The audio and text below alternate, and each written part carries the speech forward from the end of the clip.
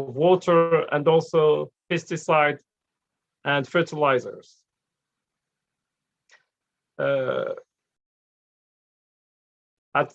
in the same time could help enhance the productivity of our farms. So Dr. Ismail will give us in more details the tools and the concepts and the benefits of this concept. Who is Dr. Ismail Al-Hasnawi? Now he's working as a project manager at the Ministry of Agriculture in Morocco. He's a specialist in integrated water resources management, climate change, and geospatial technologies applied to water and agriculture. He's also the secretary for the African Regional Working Group for ICAD, which is the International Committee of Irrigation and Drainage. He participated to the organization of 2 international conferences, the 5th and the 6th edition of the SAWIS International Conference, which is the Scientific Association of Water Information Systems Conference.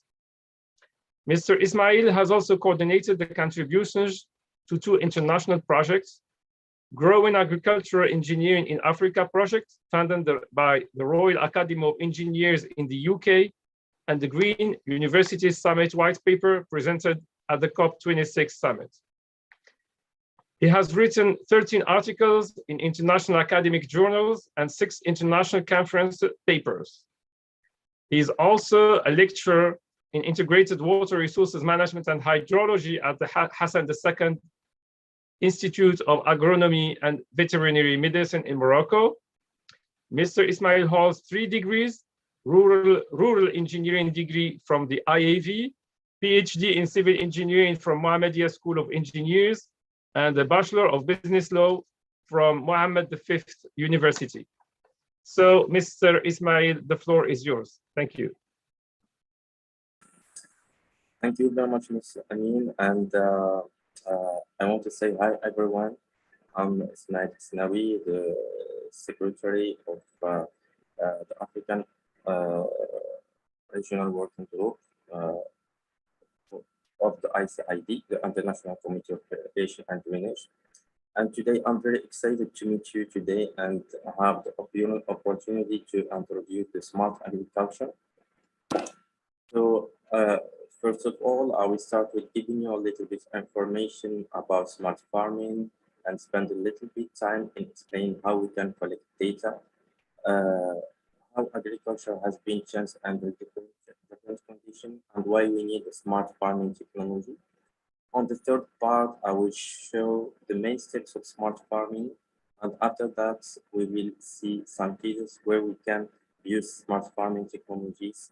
And in the end, we will see how we can use Google Earth Engine as a cloud tool to get data and processes after we log. So, and at the end of the lecture, I hope that after we log out the lecture, that at least you get some smart farming technologies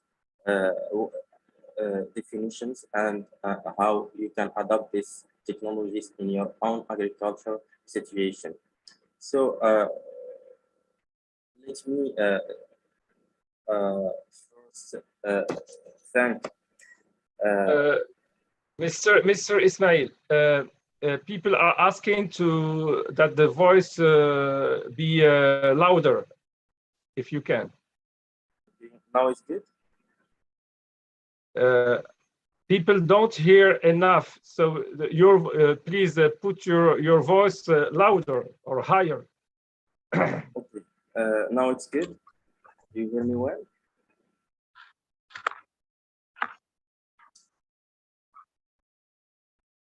Okay, so first of all, let me thank ARDO and Agronomic and Veterinary Hassan II Institute and Culture for organizing this great training. And I want to thank also His Excellency, Mr. Secretary General of ARDO and Mr. Sanjeev, as well as Mr. Kamal, for giving us the opportunity to organize this training. And I want to thank also the Deputy Director of Cooperation Partnership, and development in the agronomical veterinary Hassan to Institute for supporting us. And I'm very thankful also to Professor Muha and Mr. Amin for their support and collaboration. Also, my warm greetings to you all, dear participants. Let me share my screen.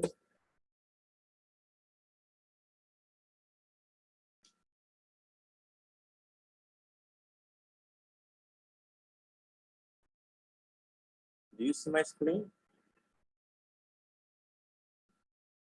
Hello? Yes, yes, we can see your screen. But est-ce que tu peux crier? Il faut crier un peu plus fort. C'est la voix. Il faut vraiment crier. Hein? D'accord? D'accord. Donc, do you hear me well right now? I'm trying to. Non, le son n'est pas très bon. Est-ce que tu peux utiliser juste le micro de l'ordinateur et pas le micro des écouteurs? Oui, je viens de Peut-être ça serait mieux. Je viens de le changer. Maintenant, c'est bon? C'est mieux, c'est mieux. Ouais. OK. Merci. Oui.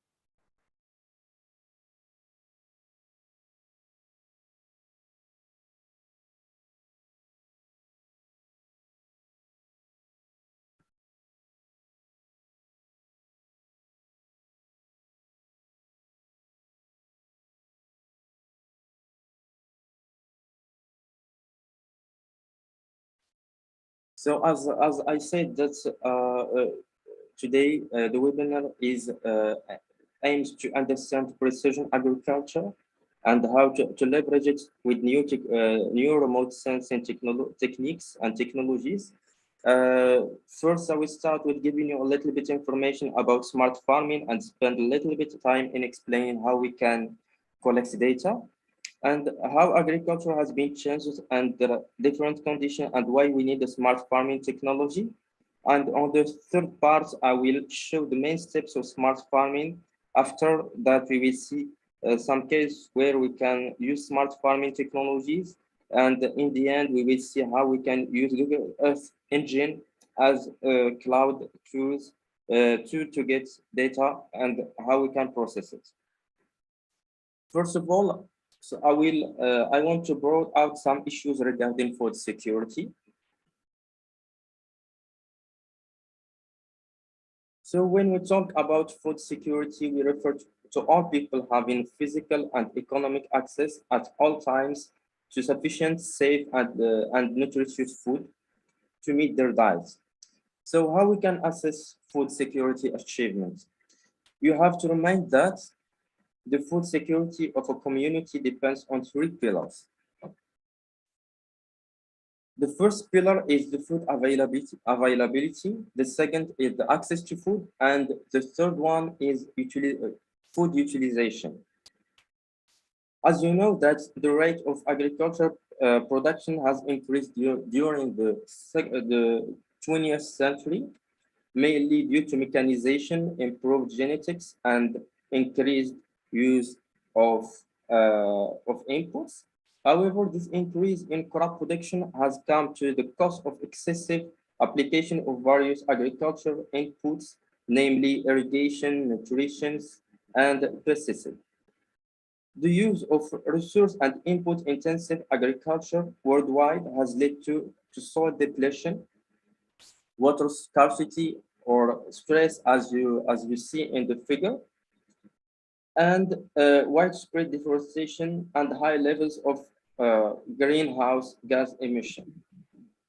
As you know, that currently agricultural production accounts for more than 70% of freshwater consumption, which intensifies water stress.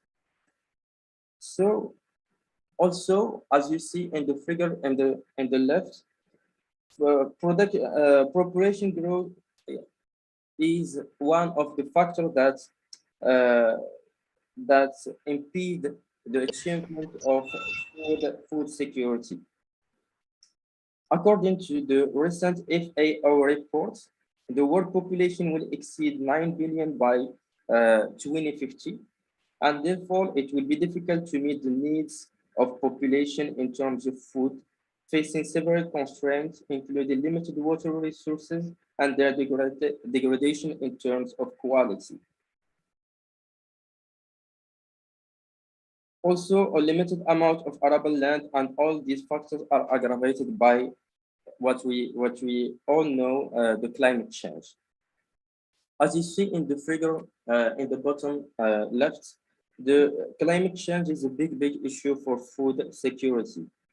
Based on the study conducted by the Environmental European Agency, they created a scenario if you imagine 2030. If we still register the same rate of CO2 emission, we will get a lot of field losses, particularly worldwide wheat and rice parts. And among, as you see in the figure, among the worldwide countries, we can notice that in general, Asia is the most affected by climate change. Also, the water quality is one of the factors that impedes the achievement of food security. So we have to tackle this issue as well.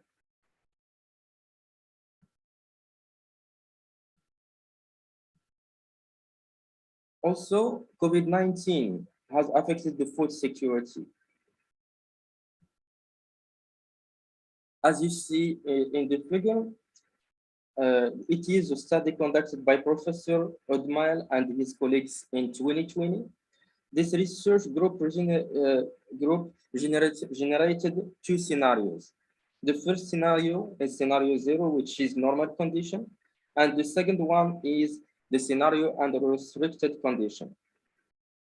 So scenario 1 can be the circumstances that we are facing at this moment, like COVID-19 and political conflicts. If you can compare the figures A and B, these figures, A and B, you realize that the figure that is under normal condition, which is figure A, the domestic cereal supply is very high. However, in the figure B, which is the circumstance under restrictions and trade restrictions, like we are facing now, like COVID-19 and the political conflict, the domestic cereal has dropped dramatically. Then we recognize how important is the food security, especially for countries that import food.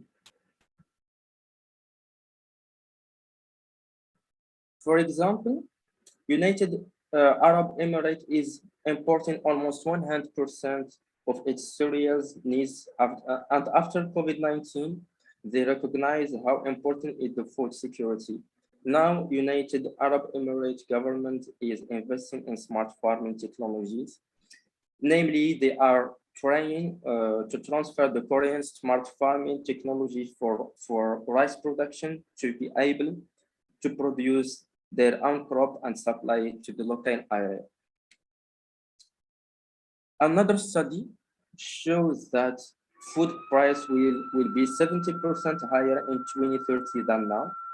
And in Africa, the food price will increase by 77%. Generally, by 2030, none of out of 10% of the major crop will experience reduced or stagnant growth rate, while average prices will increase dramatically as a result, at least in part due to climate change. So when price rises, African and Asian people will be the most affected because they spend money on food. If you see the figure in the middle, which shows the spend of money by people in every country on food. So you can see that United States will spend 6% of their people will spend 6% of their income on food. But if you see Cameroon, Kenya, and Nigeria, the number is big. So Nigerian people will spend almost 50% of their income on food. That suppose that we will have a rising in food price, so these countries will be very affected. In this sense, we need major innovations in how we eat, farm to cope with our changing climate, not only for this factor, but also for pandemics and political conflicts.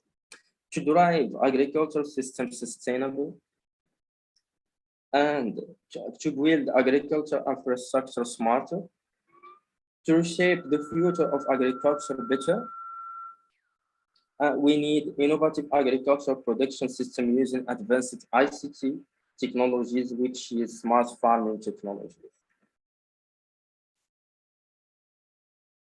So in this presentation, we start by basic concept of smart farming and the main steps of smart farming: remote sensing, information, decision-making, and action. Smart farming main steps and applications, and the application of Google Earth Engine and smart farming.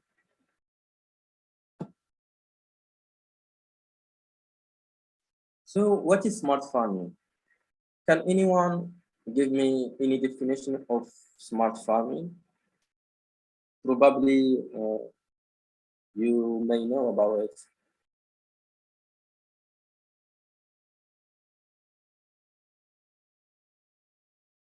Anyone has any idea?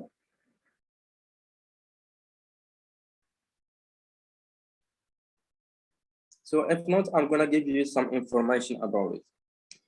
Smart farming presents itself as one among many solutions to the grand changes that agriculture and our world are currently facing.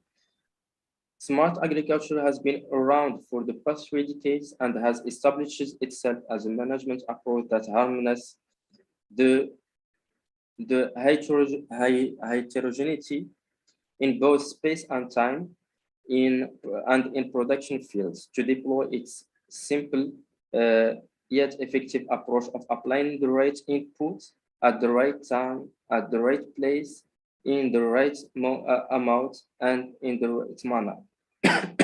It is what we call the 5R concept. To be more simple, so as you see in the figure on the right,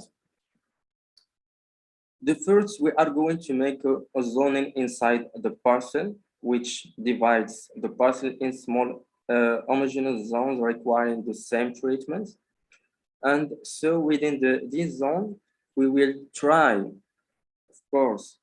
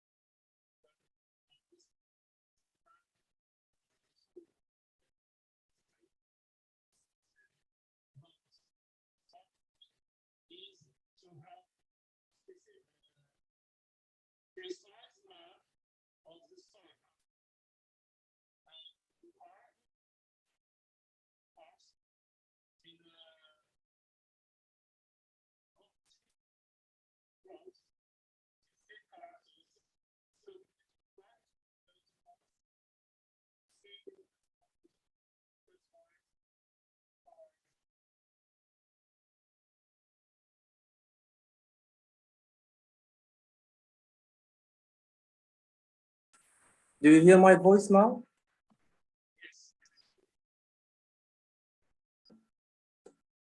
I'm sorry, I lost connection.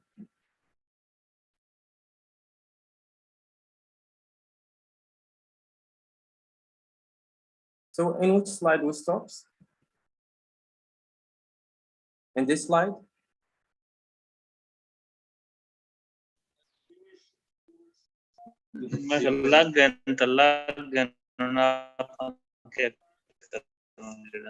Mistake थी कि teacher कौन थी कि ठीक है ना जी उन जगह क्या कर सकते हैं ठीक ही बात Mr. Amin, in which slide we stop?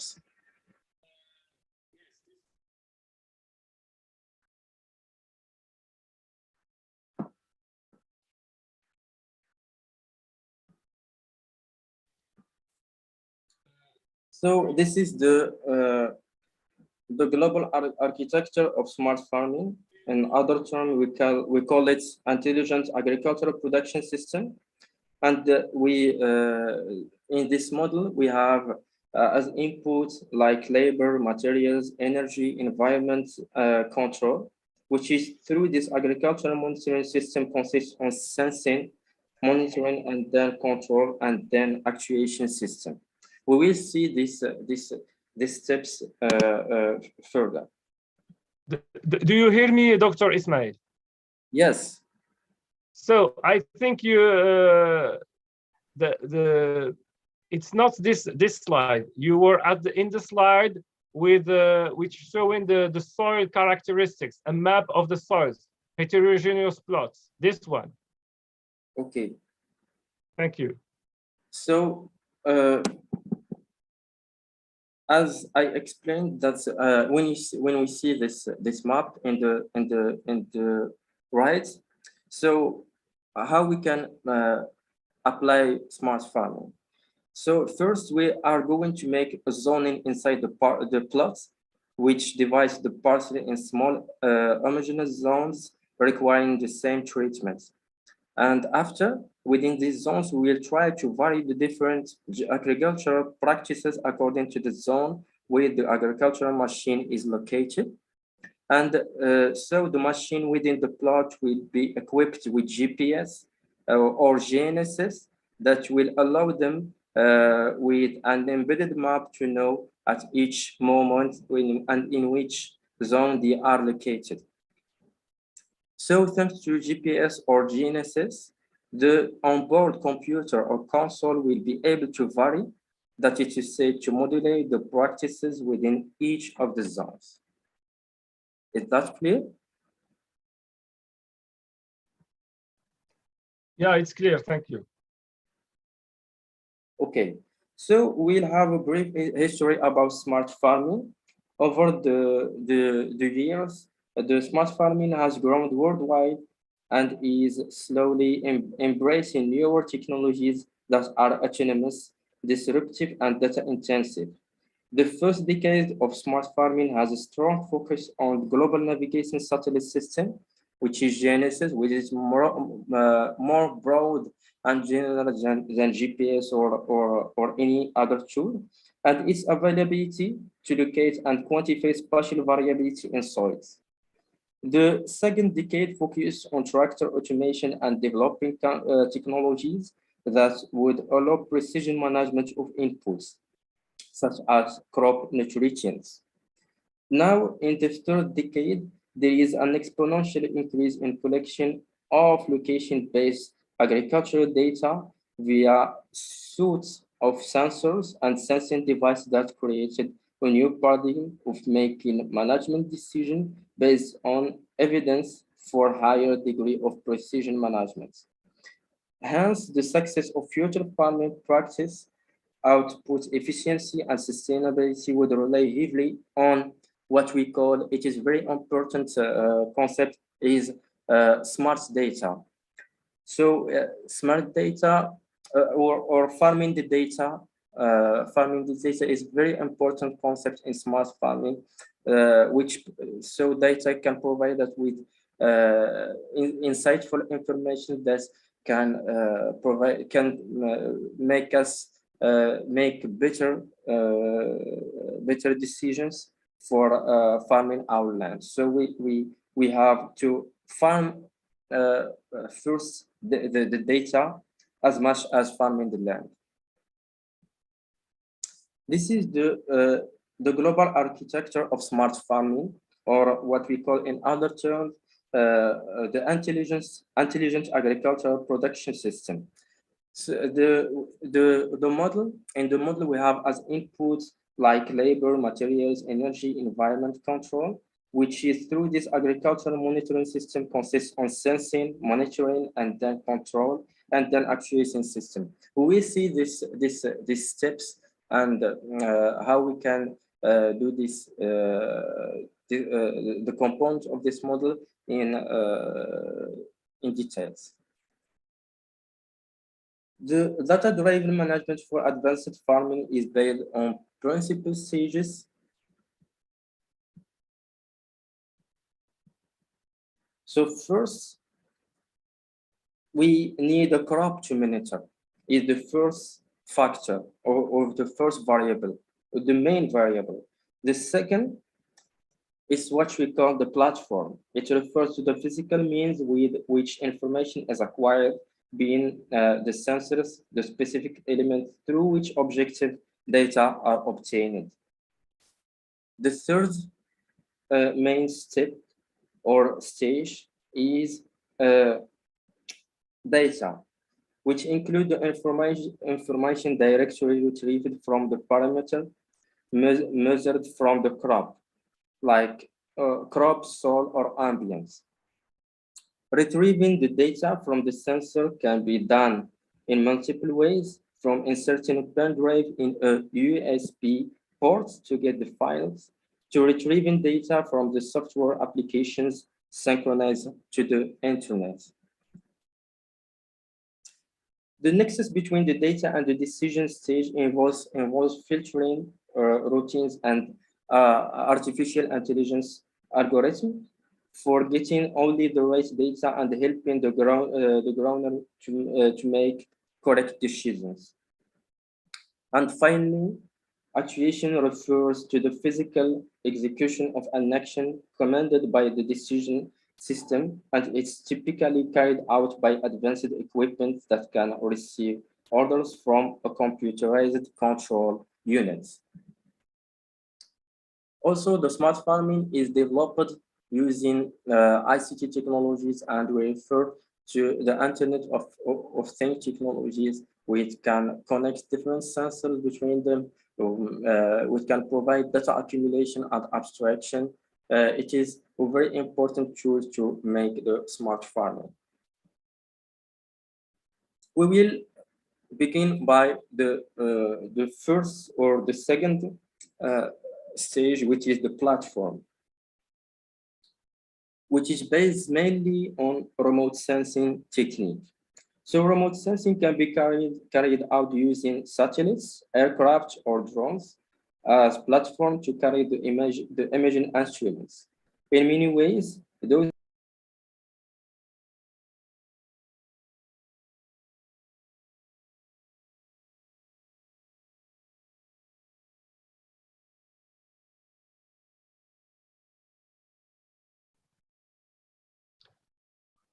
Sorry, everybody. I think that Dr. Ismail has a connection which is not very reliable.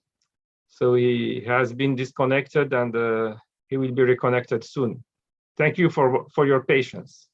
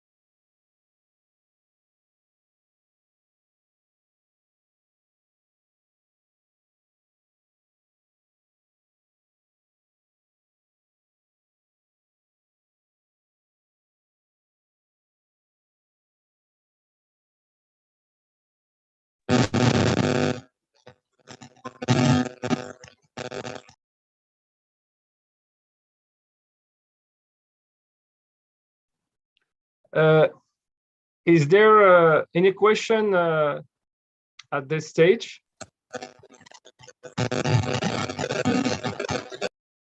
السلام عليكم.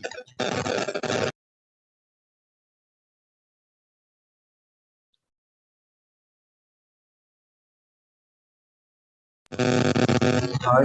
السلام عليكم.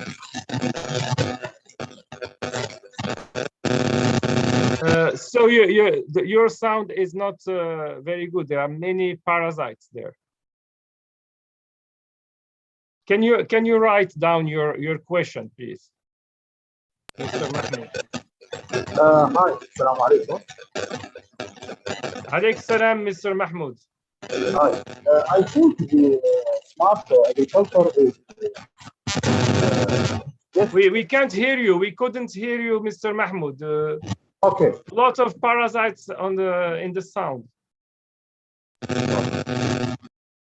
Can you write down your question or your comment, please?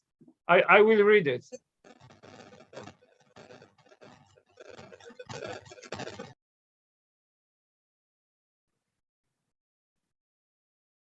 Is there any comment or question about smart farming up to now?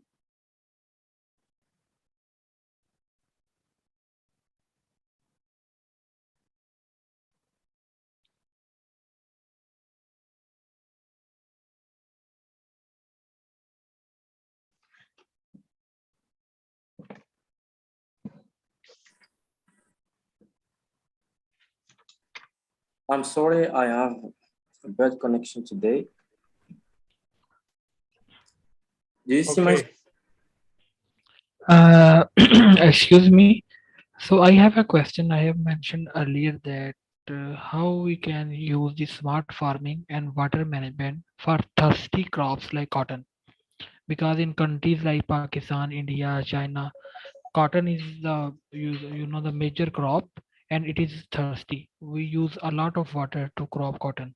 So how we can change our, you can say, agriculture or water management systems to sustain cotton?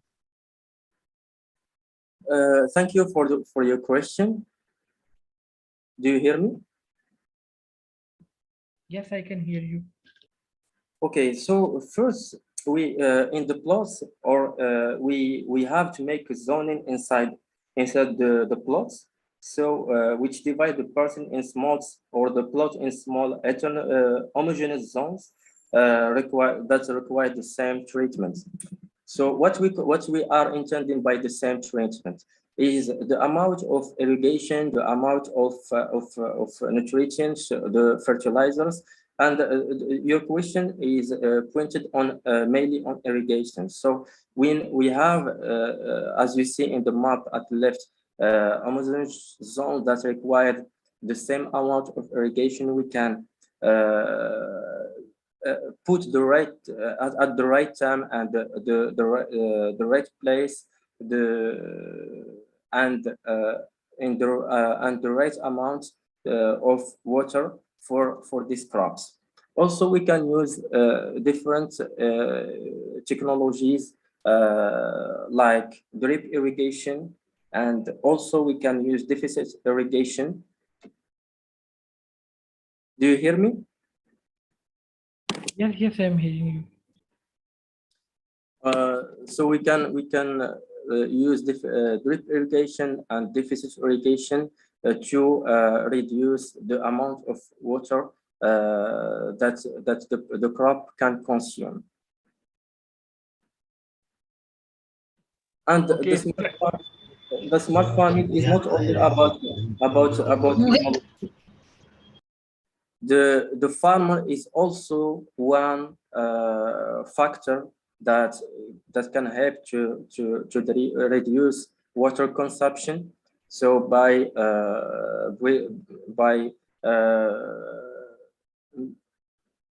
within his capacity to use technologies and make a better decision about irrigation as the plot.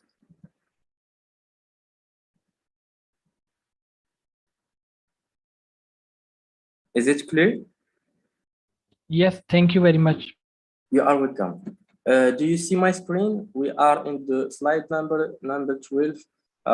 We will talk about remote sensing. Yeah, yes, we can see it. Some people ask to switch to full screen if you can, and if you prefer. Yes, of course. Thank you. So, what is remote sensing? I know in Indian researchers, and they are more familiar with this concept. So, can anyone give me a definition of the remote sensing?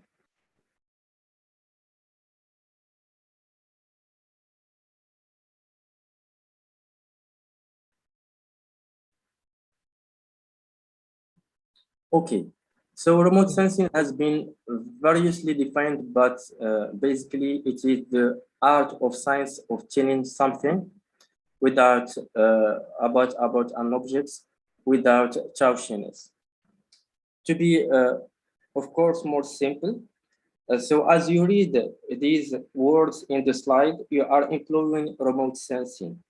Your eyes are acting as sensors that respond to the light reflected from the screen, and the data your eyes acquire are impulses corresponding to the amount of light reflected from the dark and light areas on the screen. These data are analyzed and interpreted in your mental computer to enable you to explain the dark areas on the screen as a collection of letters forming words. And beyond this, you recognize that the words from sentences, and you interpret the information the sentences convey. There are many stages of remote sensing. So the first one is the energy source, which by far the most commonly used source of illumination in the visible area is the sun. So at the origin of any remote sensing process, it is necessary of a source of energy that produces electromagnetic radiation to illuminate the targets. And the second stage is the transmission of energy from the source to the Earth's surface, as well as absorption and dispersion. So during its path between the energy source and the target, the radiation intensity atmosphere, a second interaction occurs during the path between the targets. And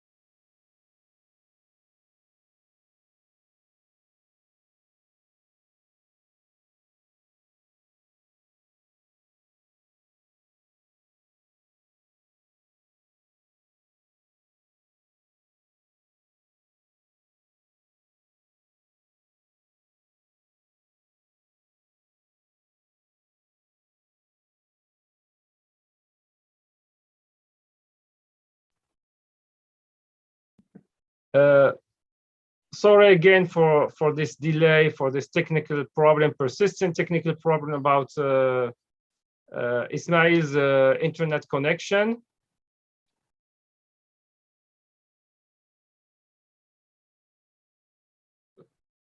So we are very thankful for your patience.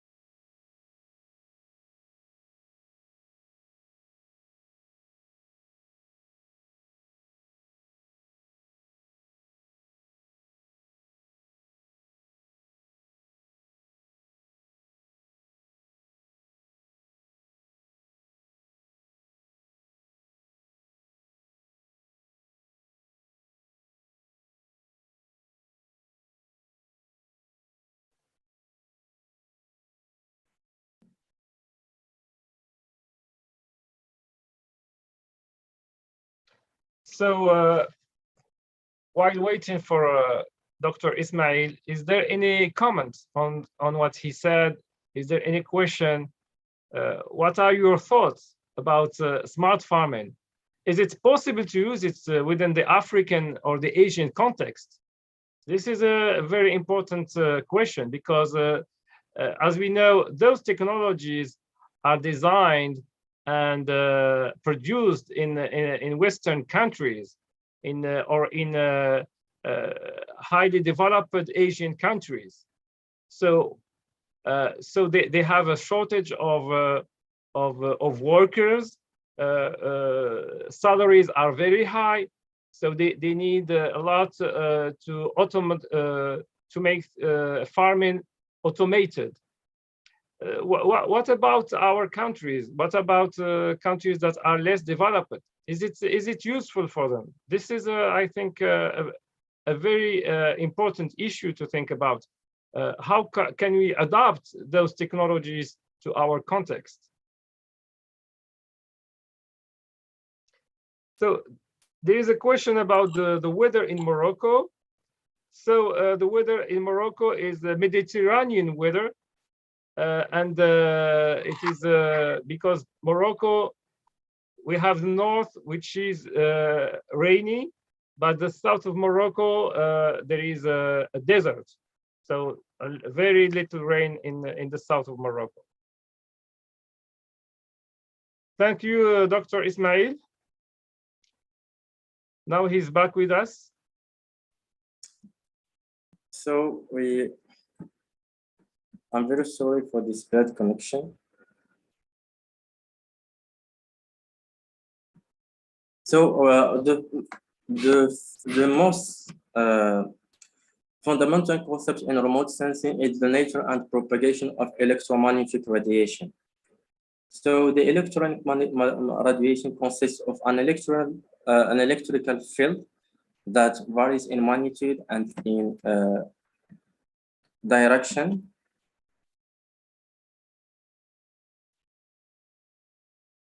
Perpendicular to the direction of propagation. So in addition, a magnetic field oriented at right angles to the electrical field is propagated in phase with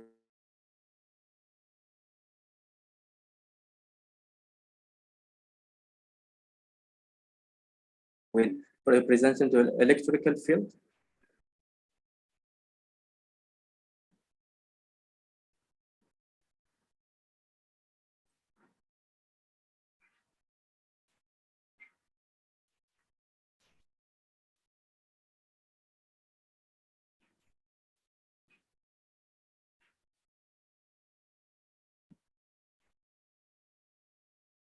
And the second vector is the H representing the magnetic field.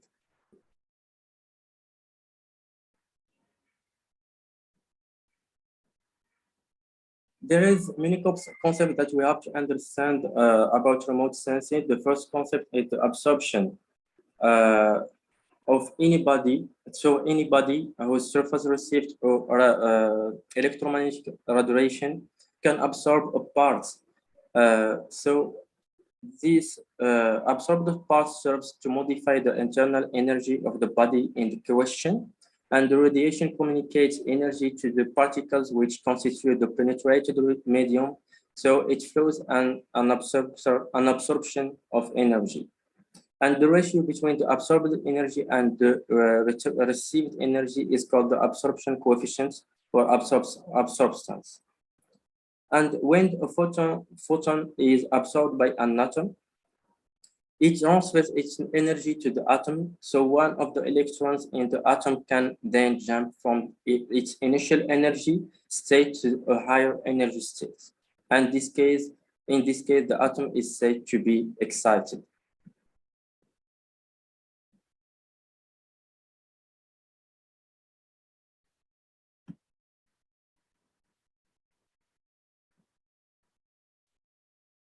The second concept is the concept of reflections. So the reflection occurs when a ray of light is directed as it strikes a non-transparent surface. And the intensity of the reflection depends on the index of refraction of a surface. So the absorption coefficients and angles of incidence and reflection.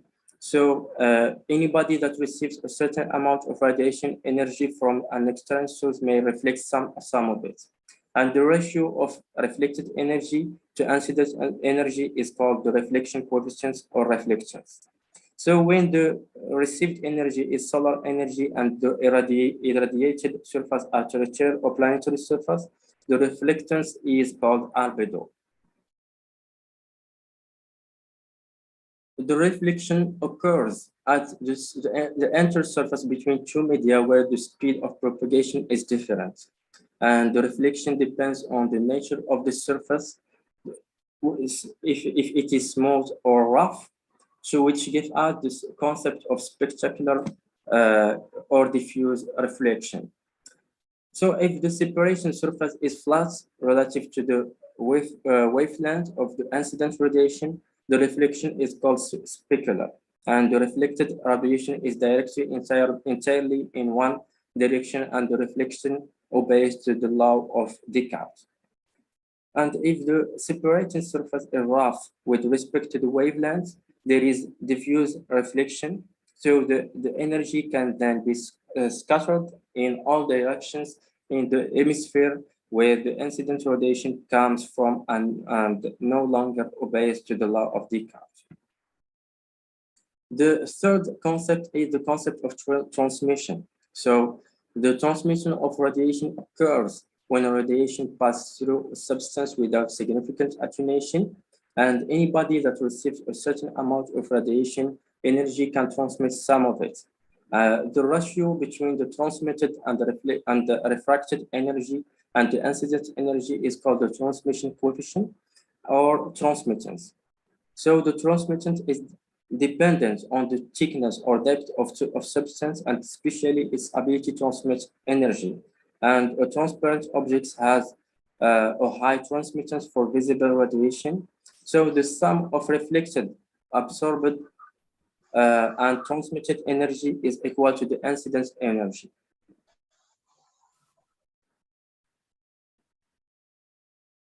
So this is an example. So for different types of radiation, are more or less penetrating. So for the alpha rays can be stopped by a simple sheet of paper.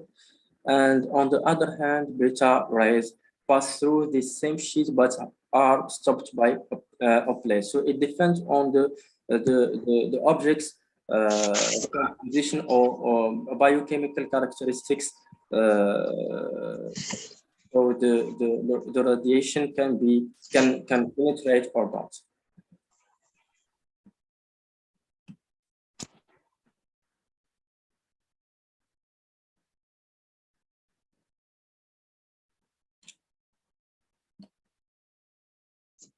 Do you hear me? Yes, it's fine. We can hear you, Dr. Ismail. We are now in the concept of diffusion. So the energy scattering occurs when incident radiation interacts with particles or large gas molecules in the atmosphere. So these particles deflect the radiation from its initial path. So about 25% of the solar radiation reaching the Earth's atmosphere is scattered, with 2/3 of this 25% reaching the ground as scattered radiation. It is scattering that ensures that shades area are not completely invisible.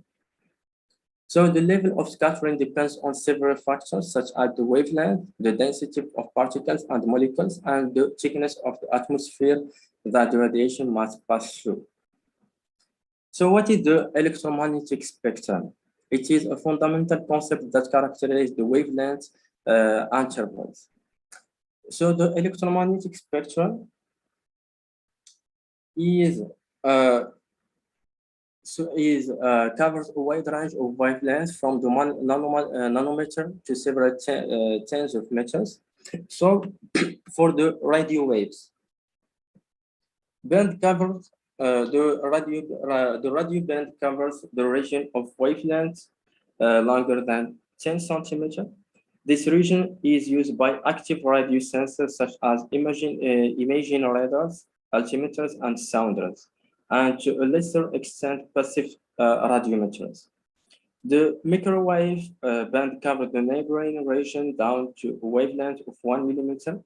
And in this region, most of the interactions are governed by molecular rotation, particularly at the shorter wavelengths.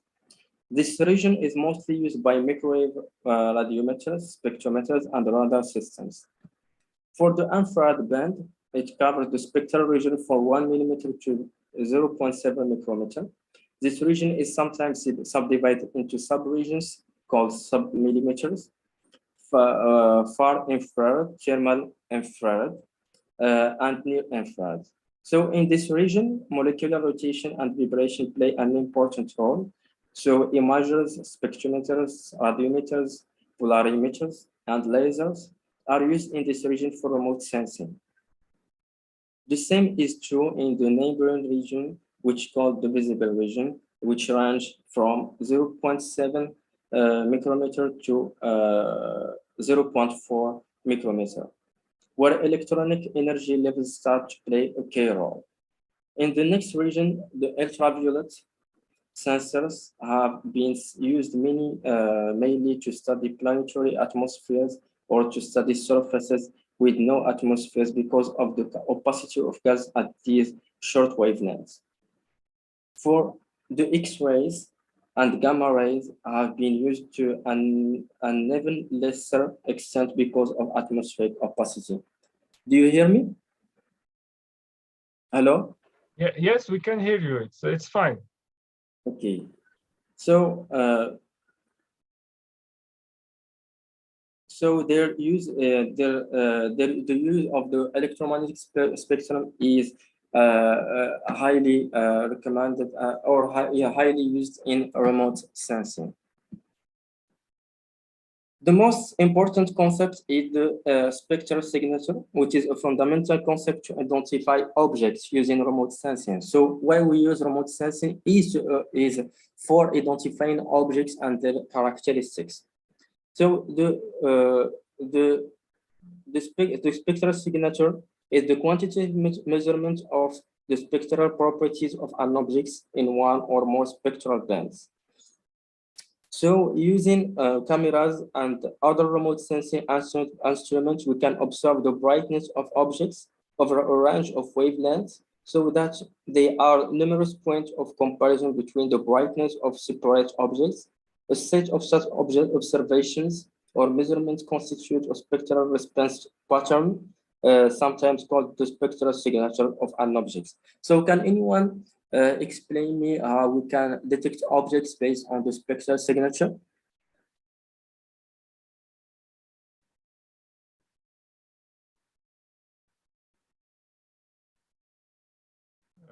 Can I answer, Yes, of course, Dr. Mr. Ismail?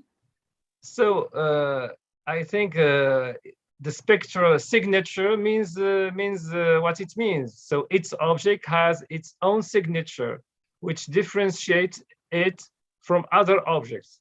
Once we get this signature, we know how to relate it to the object. Yes, that's right. Excellent. So, as Mr. Amin said, so in other terms, everything in nature has its own unique distribution of reflected, emitted, and absorbed radiation. So the spectral characteristics can, if ingeniously exploited, be used to distinguish one thing from another, or to obtain information about the shape, size, or other physical and chemical properties. So this is an example of the spectral signature of some objects. So by combining the signature of different objects, we can distinguish them from each other, while we may not be able to distinguish them if we compare them with only for one wavelength. So to characterize the objects, we must know what has absorbed and reflected, which is what we call, which depends on the physiochemical and the biochemical characteristic of the objects. So for water, as you see in the figure on the left, most of the radiation is absorbed or transmitted by water, and the absorption increase, like you see there, it increases when the wavelength increases. So the most important inflection is in the blue.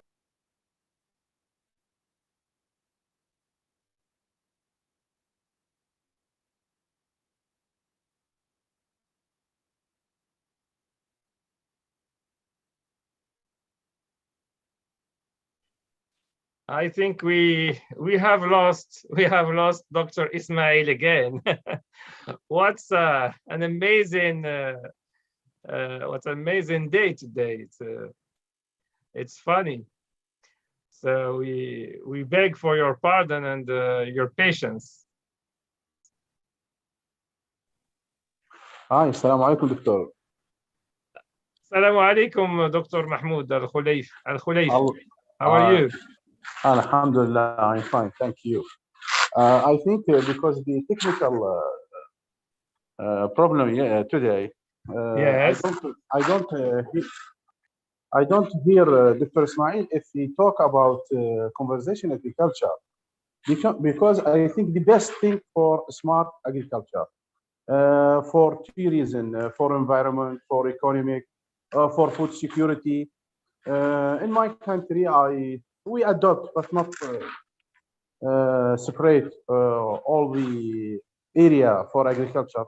And this technical, especially with wheat, and the decrease the fuel, the all the cost more than half. I don't know if the Dr. Ismail talk about this or not. I don't know because this. Okay. Okay. You're talking about the cost of smart farming? No. How will it cost? How? No. Is that your question? Not this is my question. My question is, I think the main topic of the smart agriculture is conversation agriculture. Conversation Okay, agriculture. what do you mean by conservation agriculture, please? Zero tillage. Zero tillage. Zero what? Zero tillage. Use less machines when we grow the wheat and barley and like that. This is very technical, very technology is very high position and is good for environment, for soil, for economic, for everything. Okay, and how are the yields of conservation agriculture? Sorry. The yield of conservation agriculture, for productivity. Example, the yield, for example, in my country, in one farmer who use it, he use about 25 kilos per dunam. Dunam in Iraq is 2,005 meters, and he produced almost 800 kilos, 1 ton and 800 kilos for wheat. So the yield is better than okay. The traditional agriculture. Okay, it's very interesting. So it's a very important topic. I think we should talk about it in further training. It will be very important to have a training about conservation agriculture. I can't give you this lecture. As you know, I have master degree from University of Queensland, Australia, which is famous in the wheat. I think the third largest exporter for wheat. Okay, so we are very happy to have you with us today and to meet you. And I think I will have your email address, and we can go further in our discussion on how we can collaborate so that you can give a training about conservation agriculture. Okay, I am ready to give you any lecture about that. Thank you very much for your collaboration, Mr. Mahmoud Al-Khulaifi. Thank you, Victor. Thank you. Is there any other comments? Yeah, I want to. Okay, I think the slide is. But go ahead, okay. Mr. Zafar Islam. Yeah, the conservation agriculture is also one part of a smart agriculture.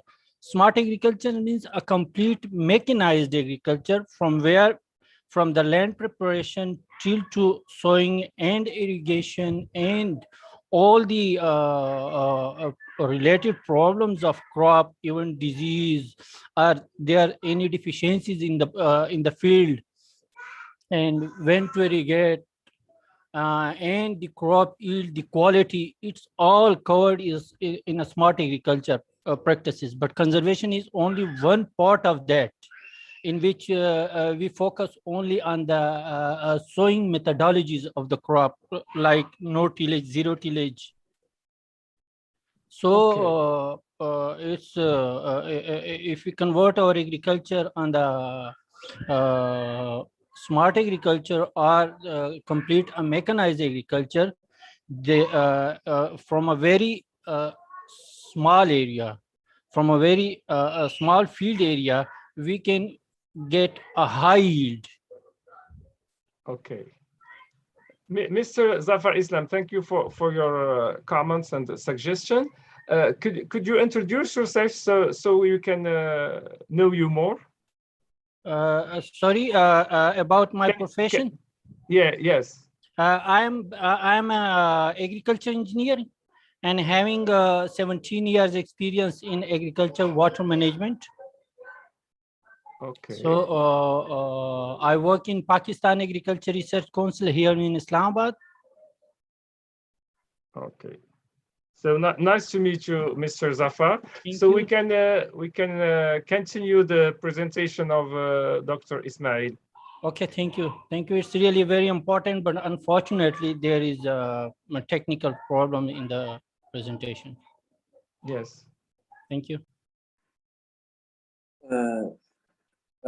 So we will continue. So the second image structure is the multispectral images.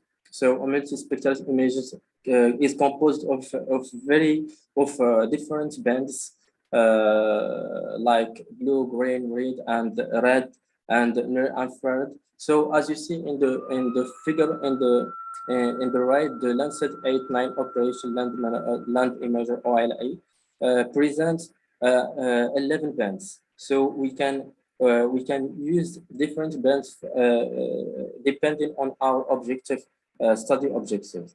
So we are now in the second step of the smart farming is how we can get or retrieve the data. Please, Dr. Ismail, can I suggest that we make a little break so I can give you the summary of what we have talked about when you were disconnected. Okay. So you can be with us. So there was some comments and some questions. So Mr. Mahmoud from Iraq said that he thinks the best technology for smart agriculture is conservation agriculture, especially with crop such wheat. So he can give us a lecture about conservation agriculture and his experience about it. So we are going to be in contact with him later on. I have asked a question about smart agriculture and its usefulness within the context of countries which are less developed, countries in Africa and Asia, especially in Africa and Asia, because smart agriculture has been designed and developed in Western countries, in highly developed countries.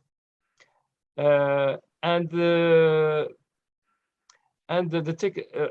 said that the technology of agriculture is necessary to have means and knowledge, but she has a question with the level of education of our farmers, how can we use it? Or is it only for those who are going to school?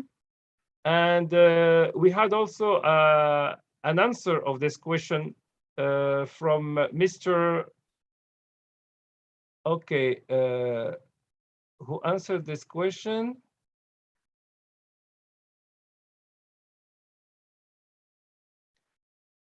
Okay, so he said that everybody can use it. It needs only training for agriculture. Thank you, Mr. Amin, for this. And Mr. Zafar said that conservation agriculture is a part of smart agriculture because conservation agriculture focuses only on soil methodologies. So those are the discussion we had when you were absent. So you can follow your presentation. Thank you. Thank you very much, Mr. Amin, for these questions and comments. So for the first question, of course, the soil conservation is just one component of smart irrigation techniques. So we can apply and this to prioritize one technique among others, it depends on the decision that we will make. So after making decisions, we have to get the data about remote sensing, and after that we will retrieve the data from this corpus or global data, and after that we have to analyze and make some process to retrieve information from this data by using artificial intelligence, and after that we can make decisions about the technique that we will use, the amount of nutrients, the kind of nutrients to use for the crop, and for the irrigation, the amount of water to apply, and so on. So it's a very complex architecture in which the soil conservation is one component. Thank you very much. So, Mr. Amin, do you hear me? Yes, we can hear you very well. Thank you. So we are now in the second step. So how we can retrieve data from the images that we got from remote sensing. So first we have to make a pre-treatment. The first pre-treatment of the images is the radiometric and atmospheric corrections. So you know that the electromagnetic radiation pass through the Earth's atmosphere, so we have some noise caused by the atmosphere. So we have to correct the images. Also, we have some irregularities of the sensors, like scratches, mislines, and so on. So we have to correct the images. And the second correction is the geometric correction that applies to the images. These errors are caused by distortions caused by the environment, and distortions due to the errors of the measurement systems. This is distortions are due to the platform movements, and the geometric corrections are also used to project and georeference the images. The second part of retrieving data is the GIS assisted photo interpretation. So we can interpret the photo using GIS by visualizations or measures or image treatment or image edition. We can also have some basic criteria for this image interpretation. Like the first criterion is the gray tones and color corresponding to the parts of the electromagnetic spectrum reflected by the objects observed. So the tone refers to the relative clarity or color of objects in an image. The second criterion is the texture. So any image is composed of elementary units called textural elements, and the repetition of the same structural element is in a region defines or structure, defines the texture.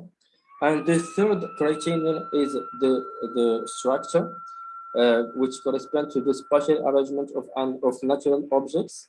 So a basic region is called a structurement.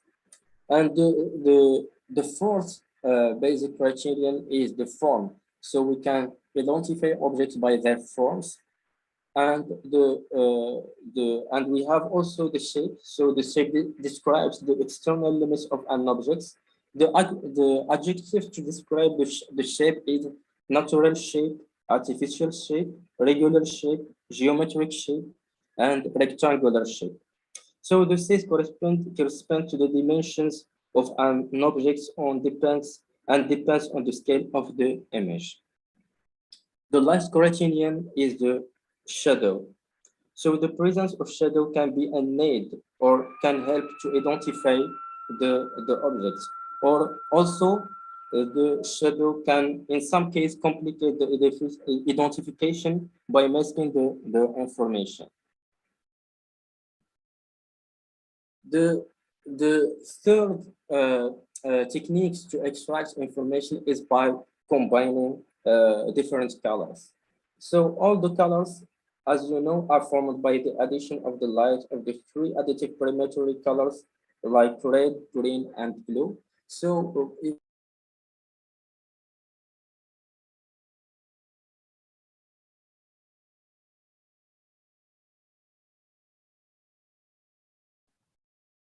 Okay, fine. We have another technical problem. So he has been disconnected again. So I will ask him to give me his presentation so I can talk about it. Please wait a moment.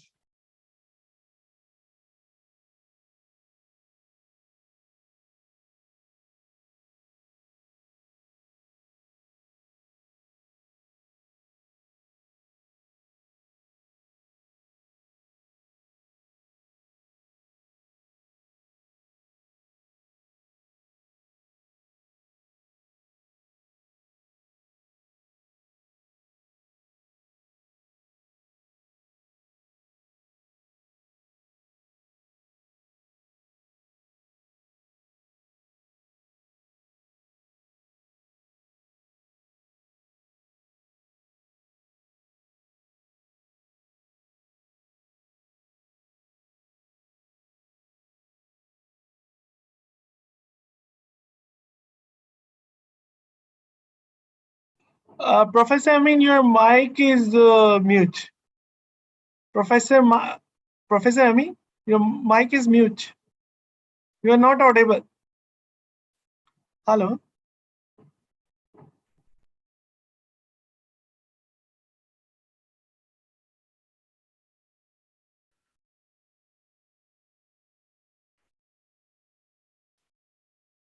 so I'm back again. Sorry for this problem network. So we stopped in. So as I mentioned, that we can retrieve. This is an example of identifying the vegetation using the false color combination, as we said, near infrared and red, to monitor the growth of vegetation during the time. Also, the most robust tool to retrieve the data is the what we call machine learning. So there is three main tools for classification. We have supervised learning, and unsupervised learning, and reinforcement learning. So for the supervised learning, in this case, a user will guide the machine by providing a large quantity of examples that have been previously labeled. So this labeling step, which is essential, allows to associate an input to a desired output. For example, if we want an algorithm of recognizing an agricultural plot, the input image of the agricultural plot will be labeled agricultural plot.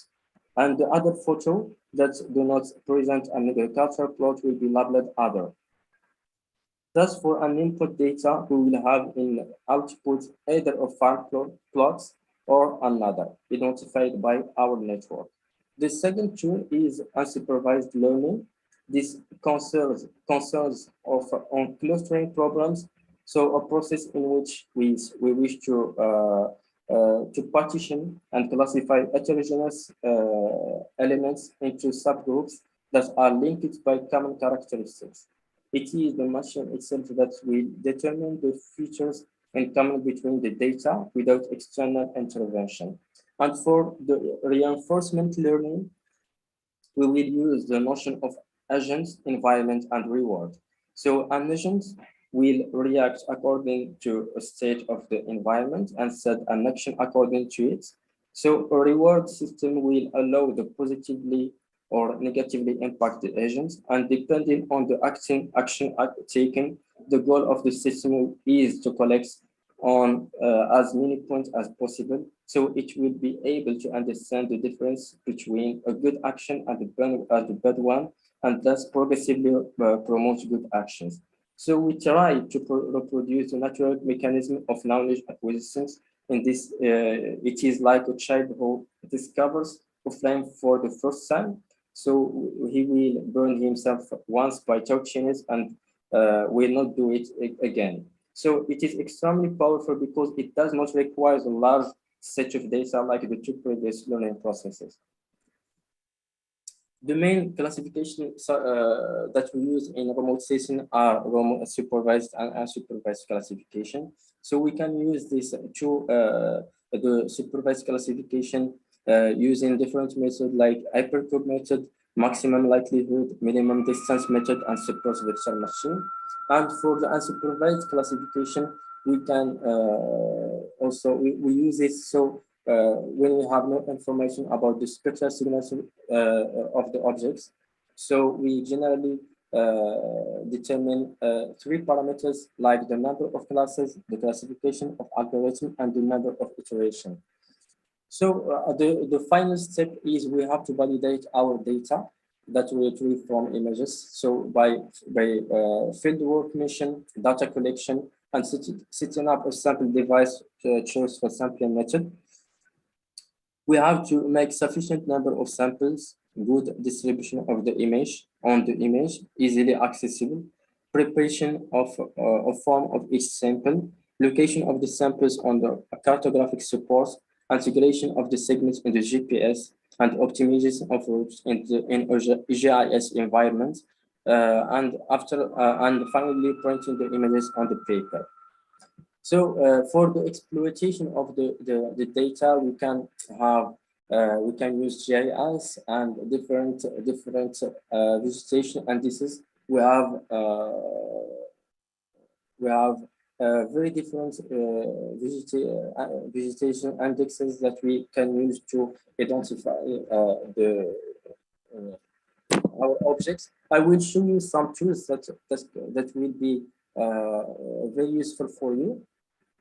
So I will share it with you. Okay.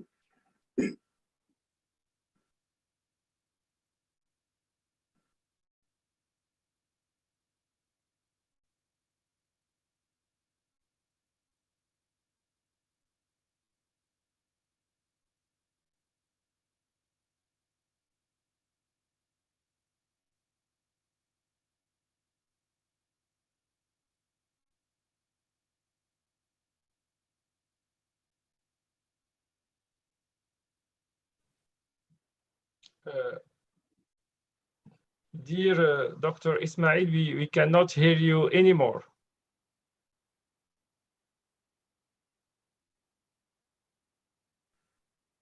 I will share with you a platform that's an atlas provided by ArcGIS for retrieving the vegetation indices. So this is the link for the online ArcGIS application. We can search for Lancet, explore application. So we choose Lancet Explore application.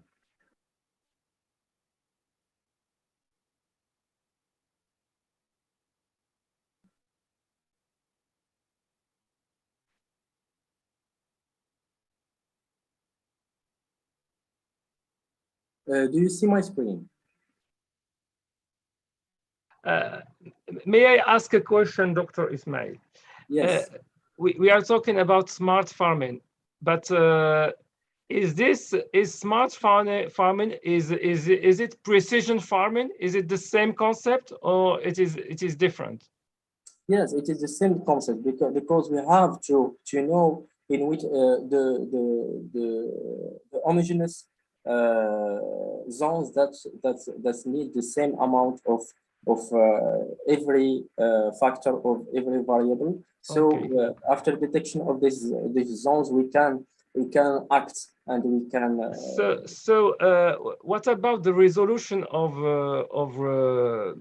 satellite images. Is it sufficient to undertake smart farming or not? For remote sensing, we are not talking just about satellites. We are talking about satellites, about aircraft, about drones. So we can. So it depends on our objective. So if we want a broad or coarse analysis of our area, we can use satellites. And if we want to go to a level of a specific crop, we have to use drones or proximal detection by using robots. Okay, so smart farming can use both type of resolution, high resolution and low resolution images. Yes. Okay.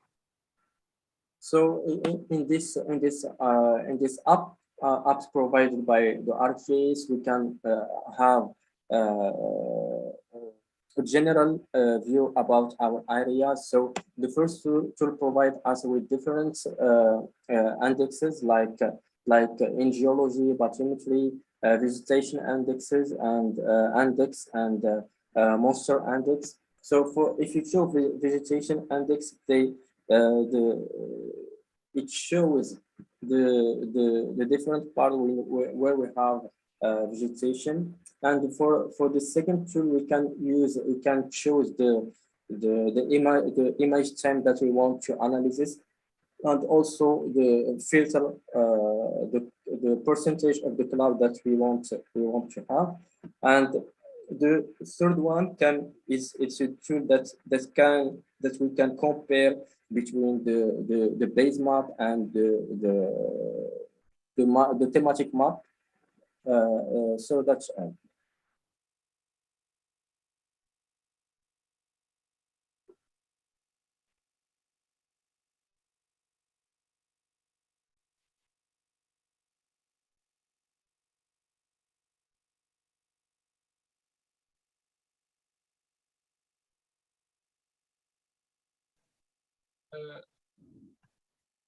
may I?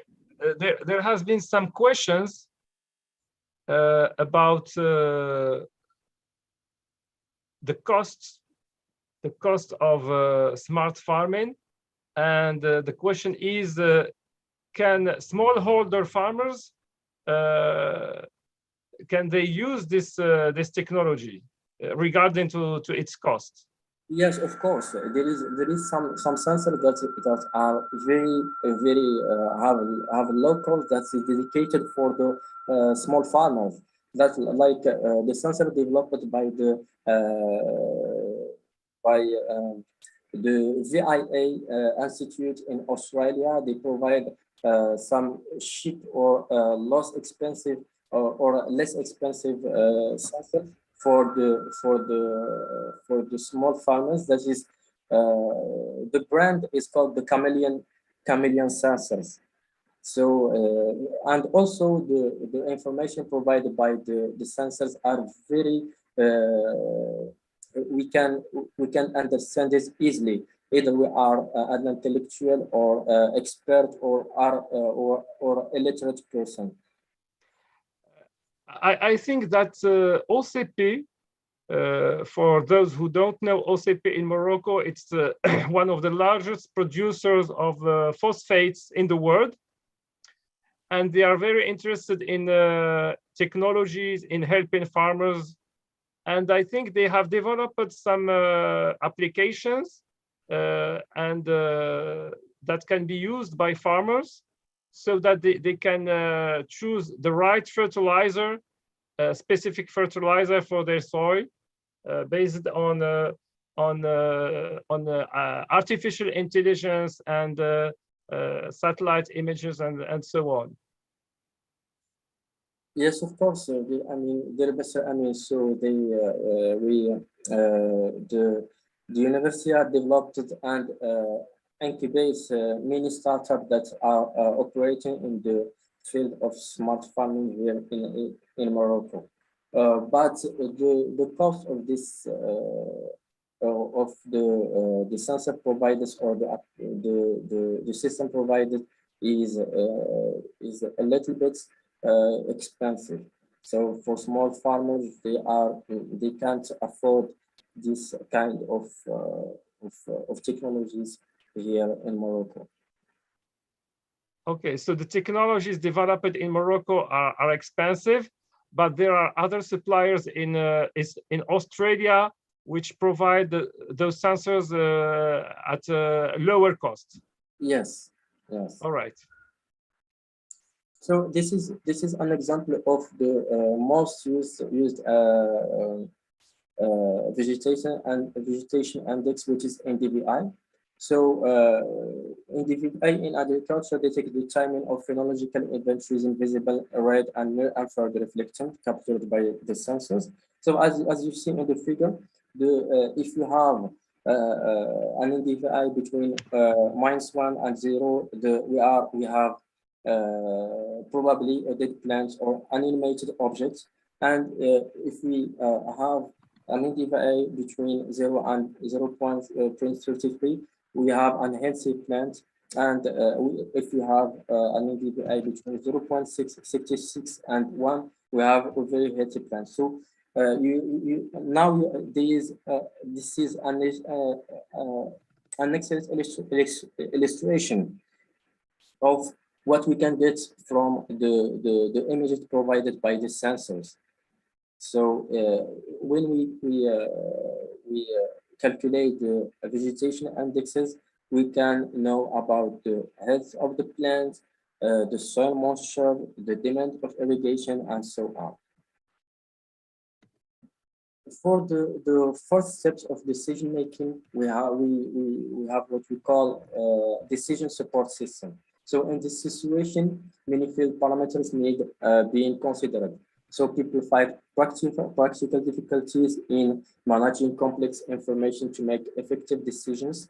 So in such case, artificial intelligence can help with techniques like deep learning or neural network, fuzzy logic, genetic algorithm, or expert systems. So the artificial intelligence with its modeling and the reasoning capability can play a key role in agriculture, helping to make sense of all the data available. So this is an illustration of interface graphics of the robot via scouts. So the robot gets the data from the sensors, and with the software that is implemented in this robot, he can process the data and come to a decision, and the robot can execute this decision itself. For the actuation, it means the application of the decision made. So we can use the variable rate machines to do that. So of course, the last step for closing the loop in the complete crop management cycle is the physical actuation on the crop, which is the final step of smart farming. So actuation is understood as executing some action on the crop or related to it, and this can be done by making decision right after obtaining information in real time or in another moment different in time. For farmers to execute decision, they need advanced equipment that can receive orders from a computerized control units. So the variable rate machine can execute a number of farming tasks driven by smart systems. So the variable rate technology applied on site-specific crop management has the potential to increase profit and decrease environmental impact, as only what is needed is actually applied. So there is some examples for smart farming in the protected horticulture. So we have a robot that has some in his arm some cameras, so which is going backward and forward to collect different data from the crop. So the image analyzer converts the image to numerical numbers. The image analyzer is the software that retrieve data from the photos captured by the cameras, And so we can have different data like the crop weight, the height, how high they grow, and their maturity, etc. Another indicator that we have that we are interested to measure is in smart farming technology is crop yield estimation. This is an indicator which is very important since it's related to the crop price. So the idea is inserting a biometric sensor here. It's a biometric sensor to the scene. It measures water flow based on pressure difference and or temperature difference. And the reason to have this sensor is to quantify transpiration, which means the water loss from the plant itself. And if you want to measure the yield estimation, we have to correlate it with evapotranspiration, which is the sum of evaporation and transpiration. So this is a number of techniques of application used in Netherlands and Korea for smart farming, and also smart farming can be used in livestock farming. For livestock farming, we want usually to monitor the. Do you hear me?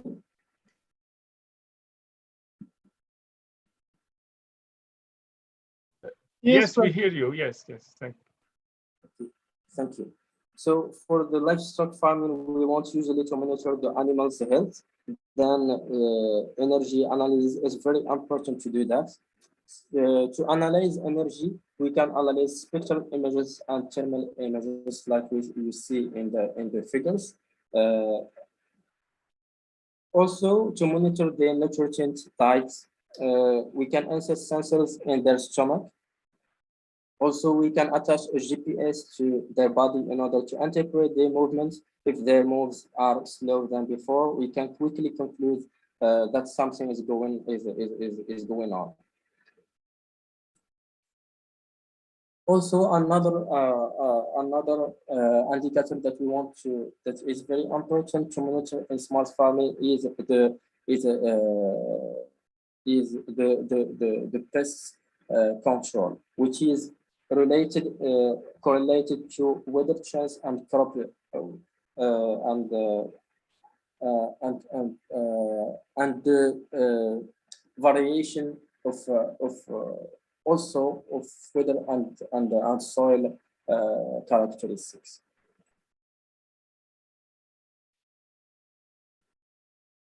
So we in smart farming, we have a big problem, which is big data problems. So big data problems is it's a pure technology based area. So the concept of big data is present in many economic sectors, but is already available to agriculture.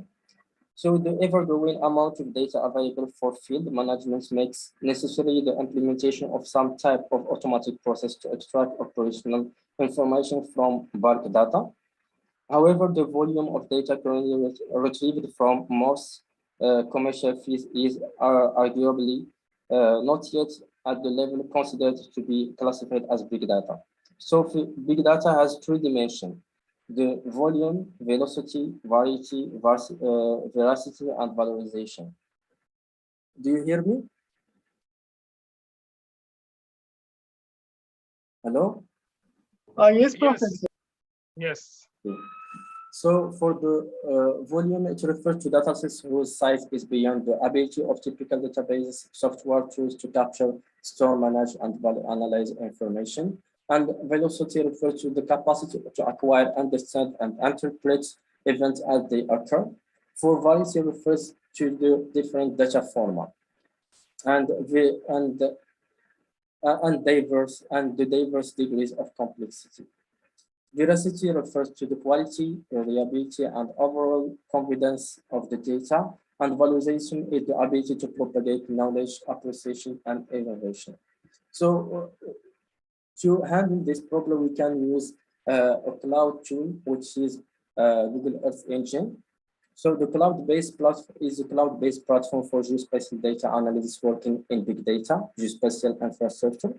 And this is a multi-byte geospatial data archiving and the parallel processing infrastructure that allows for analysis on a global scale.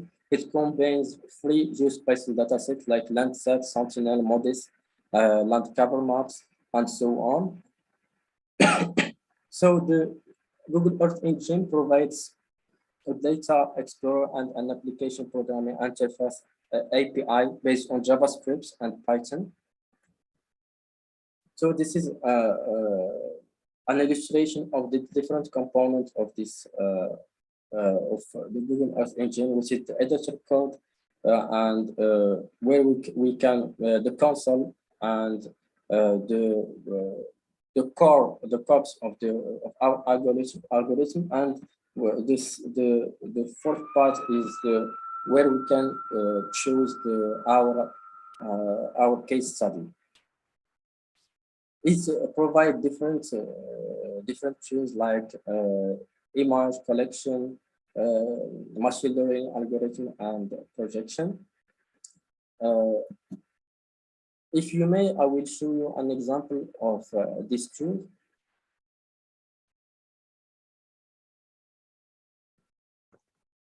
Perhaps I have something, Dr. Ismail, if you can allow me. I've been through a website that talks about what did OCP in Morocco, which is a high scale smart farming that encompass 7 million hectares in Morocco, and it is aimed to the specific problem of fertilizers. Can I show you this this example?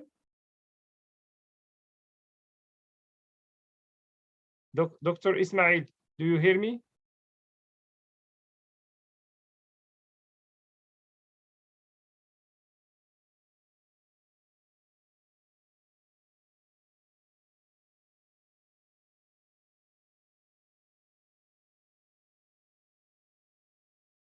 Okay, we have lost Dr. Ismail. So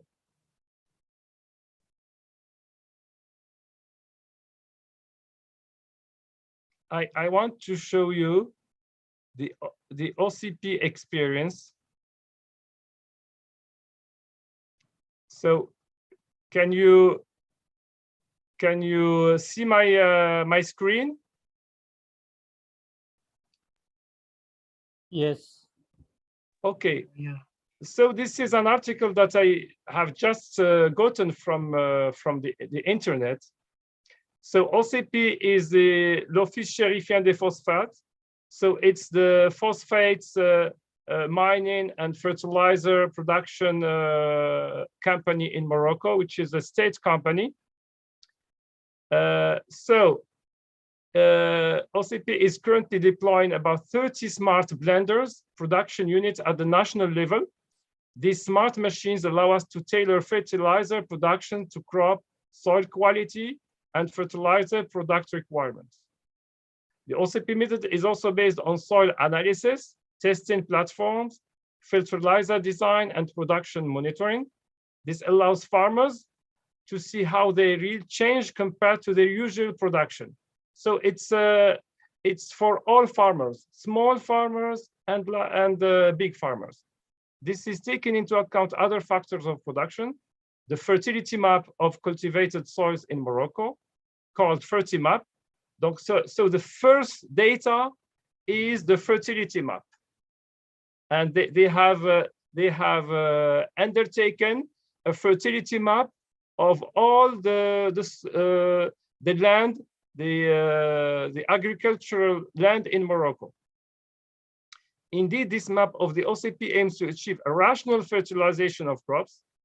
It thus offers a better knowledge of 8.7 million hectares of cultivated soil in Morocco.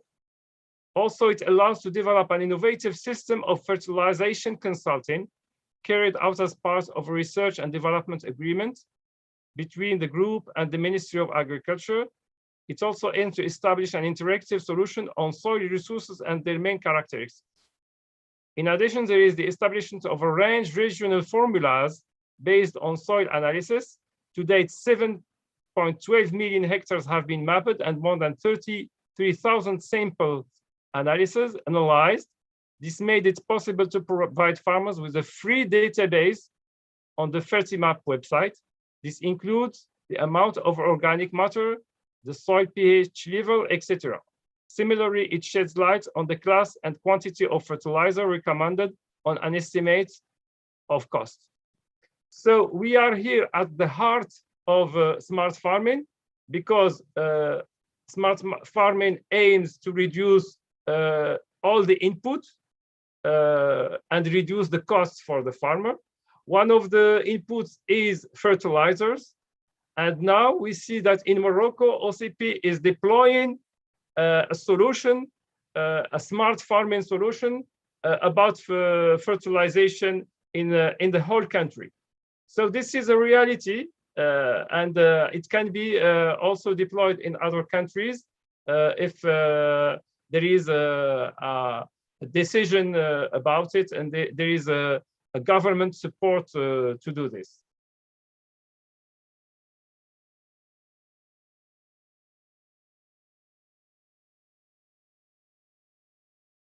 Thank you very much, Mr. Amin. So if you allow me, I want to share with you the platform of Google Earth Engine. Do you see my screen?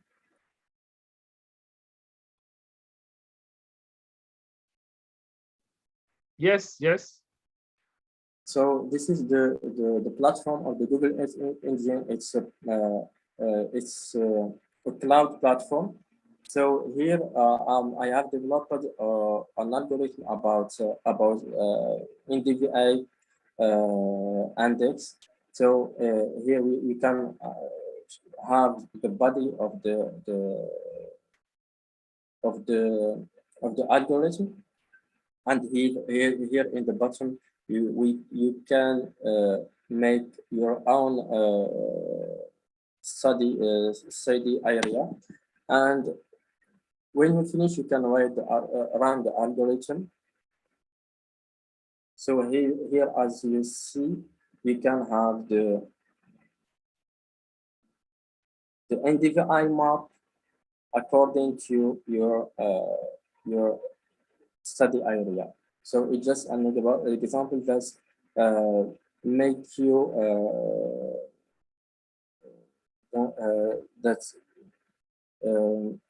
it's quick to simulate very big data and a lot of images in one click. There is another example that I have developed, is the calculation of evapotranspiration using the data of the Modis products over the period of the data collection right from 2001 to 2019 to provide data about evapotranspiration. So after we run the algorithm, we will get a chart about evapotranspiration. So this is a chart, as you see here, the chart of evapotranspiration over the period range from 2001 to 2019. So if you want to make this process using GIS tools like QGIS or ArcGIS, we spend a lot of time, because we have to process different images ranging from 2001 and 2019 by step of 10 days. So it is a lot of data that we have to process. So the cloud tools are very effective to handle this problem. And so my presentation has come to the end, and I want to thank you for being here and taken part of this training or training. I want to thank you all for being here again. Thank you, Dr. Ismail, for this very important and interesting training session. And it has many parts. In fact, we had to understand the concept of smart farming and all the steps. And you have also done a great job to explain to us how to acquire data through remote sensing. It was a very important part. And you also explained to us at the end how to use existing tools like Google Earth Engine. So if anybody needs more information or needs some support or some applications, some algorithms, he can ask us or Dr. Ismail to give him this support to use those tools. So I think smart farming needs a lot more than 2 hours as a training session to go deeper in every stage, because it uses a lot of technologies, as we said. It uses technologies of data acquisition, technologies of data manipulation, storage, etc. It uses sensors and Internet of Things. So it's a very large concept, and it needs really much more sessions to understand. What I would like to go through is some questions from Afrah Osman. So Afrah is asking, how can I get images from GIS from Google Map, and how can I cut the area I want from Google Map? Dr. Ismail, are you hearing us?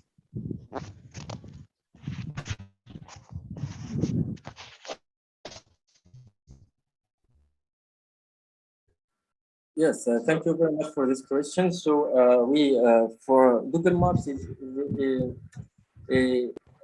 didn't provide you with a very insightful data to do or to apply smart farming, but you have different products from different satellites provided by NASA that you can exploit freely, and so you can retrieve the specific data that you want. Okay, thank you. There is another question from Shadrani, and his question is, how is the technology transferred to other developing nations? Technologies like sensors, GIS, satellite images, and so on.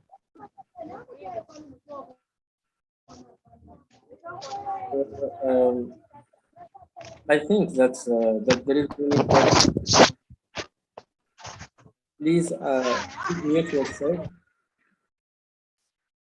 I think there is a very different or insightful product provided by satellites images freely that you can use, and and for the transfer of technology, always small farmers need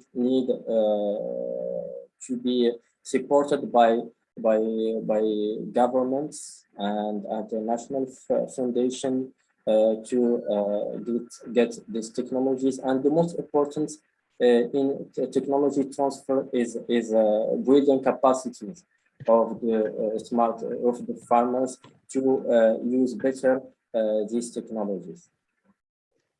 Okay, thank you, Dr. Ismail. We have another question from Arfa. Arfa is asking, smart agriculture needs smartphones and high technology.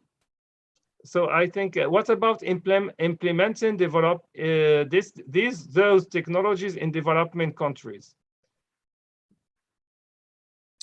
Yes, of course. The problem is not the technology, but how we can use it. So at the end of the data provided by these technologies, we have to get an output which is simple to interpret by the small farmers.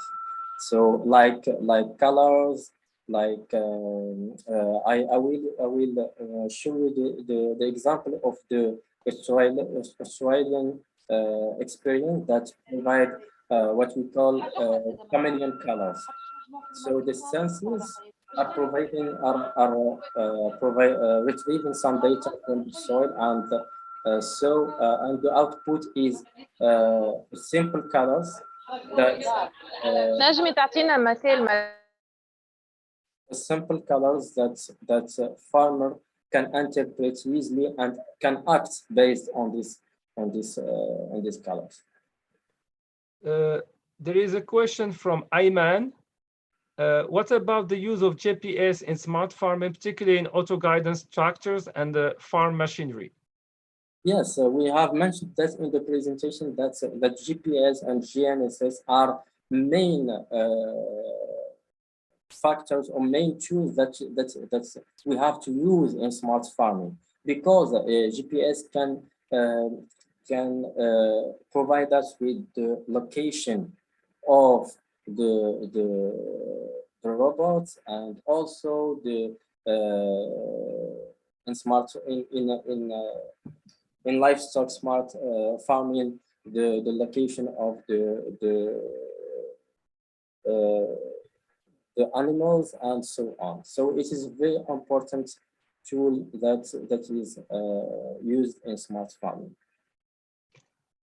Another question from Zafar Islam, who is an engineer from Pakistan, an agronomy engineer, is in smart farming, which components are the most essential in your view?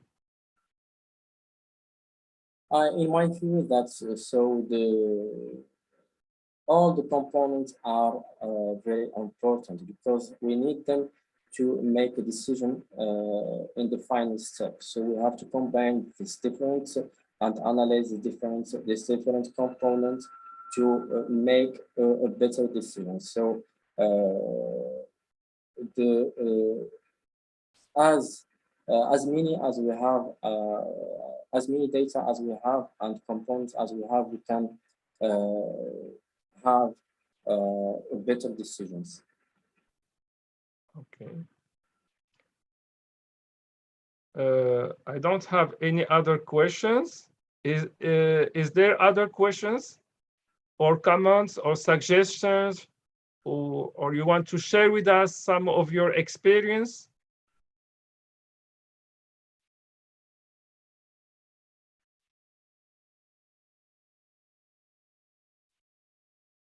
We have Hind that is asking, can you give us some aspects?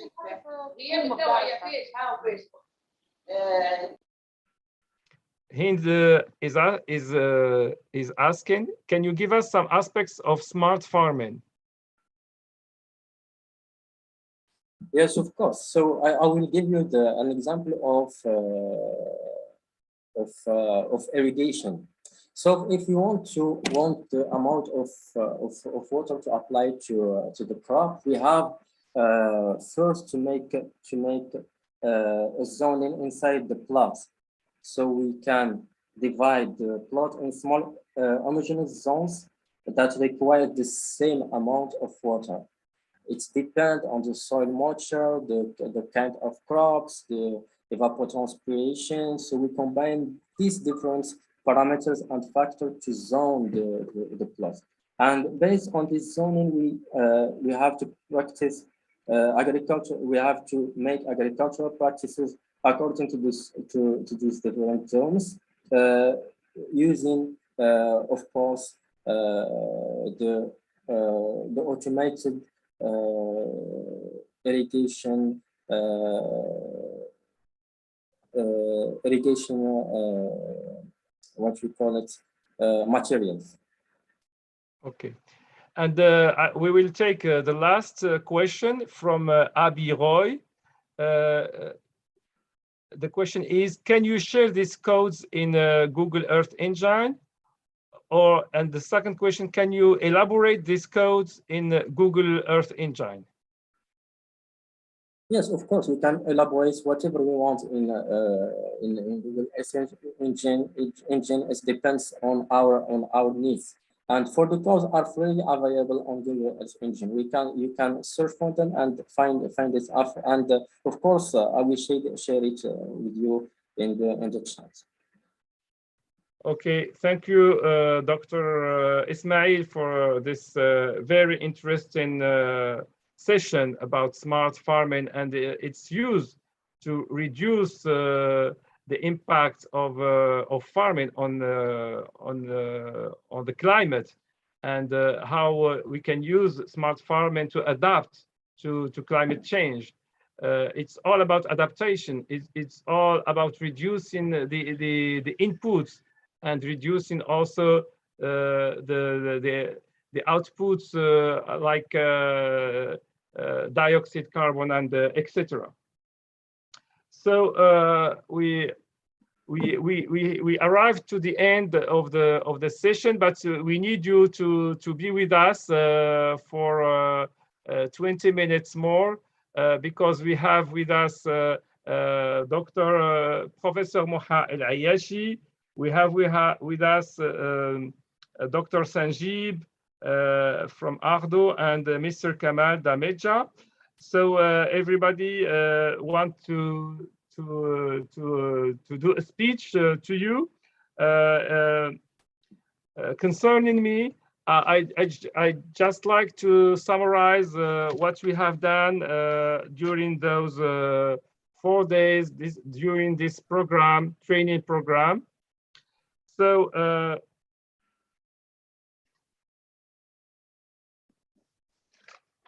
the first day was about integrated water resources management, and the lecture was Dr. Wafa I have a Haraki. question. Sorry, Justin, we arrived to the end of the session, and we are really sorry for that. Okay, understand. So the first day, it was about integrated water resources management. The lecture was Dr. Wafa El Haraki from the Ministry of Equipment in Morocco. We had almost 100 participants. The second day was about qualitative and quantitative hydrological modeling and water security, which was lectured by Mr. Mohammed Warani and Lamia Rahali. The third day was about building information modeling and urban agriculture, which was lectured by Mr. Faisal El Adlouni. And today it was about smart farming, and the lecture was Dr. Ismail Asnawi. So we had at least 70 participants per day, every day, which is a very huge number, and we thank you for being with us and for encouraging this training session. What I can say about the questions that arise from those training sessions, what were your interests? People asked for deeper training on hydrological modeling and SWOT model. I think that also the topic of water governance was very important, since we saw in the second day that without the institutional organization of the water governance in Morocco, we couldn't have the necessary data used in modeling, in hydrological modeling. I noticed also that modelers, and especially hydrological modelers, need the help of cartographers and GIS specialists to get more from the software they use in terms of spatial analysis and mapping capabilities. Some questions arose about how to enhance the quality of drinking water in rural areas. And I think that in further training session, talking about the quality of drinking water in rural areas would be a great subject, and sharing experiences about this topic could be very helpful. And today we had some questions and suggestions about conservation agriculture. I think this program has led us to arise our awareness of all those problems and their impacts on the climate change. And I think that we have now your feedback, and we know what are your needs and what could be the next subject that will be incorporated into the next training programs. So Professor Moha El-Ayashi from the IAV Hassan II, the floor is yours.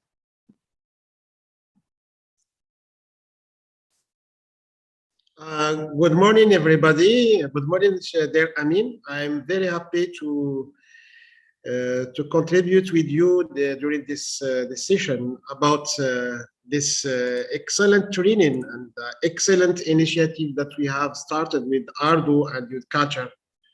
I would like to express my deep thankfulness for you, Amin, and also for Ardo that accompany us in starting and initiating this very rich initiative.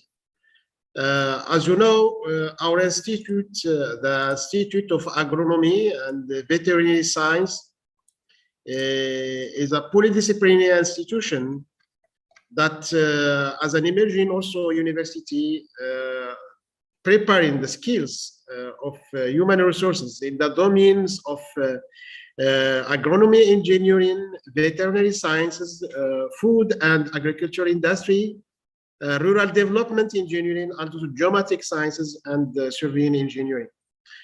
We are the hub of the NELGA North Africa, among the network over Africa, and we are working on developing what we call the core model for capacity building to enhance sustainable development paradigms, land management approaches, and human being development in Africa. And we need to share our efforts to develop this core model with our partners throughout Africa and also beyond Africa, and also in every part in the world.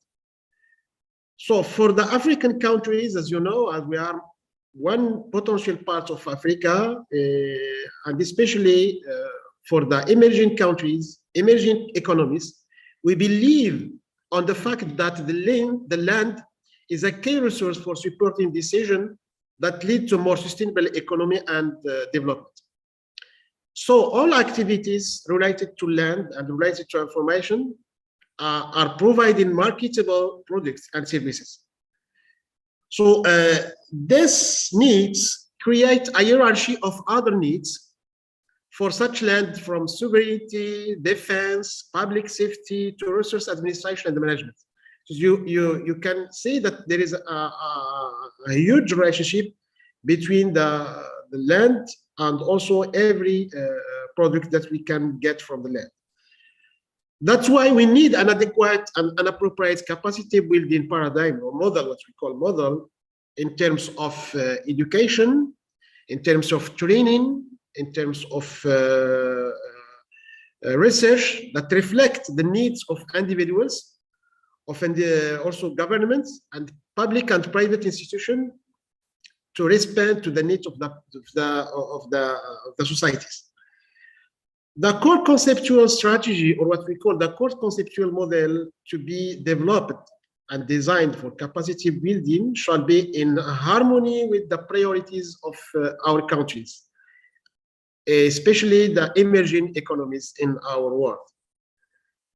This conceptual strategy shall improve the efficiency and quality of land administration and strengthen the capacities of land use, land management, land development that will lead to a more effective land market.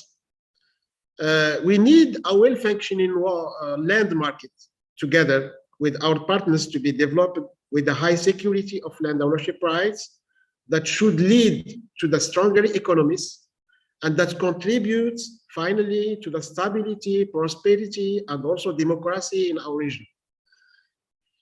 So the interrelation between multiple land tenure systems in terms of land rights, access to land, land development is a very serious challenge for the society and also for government, as well as for national and foreign investors.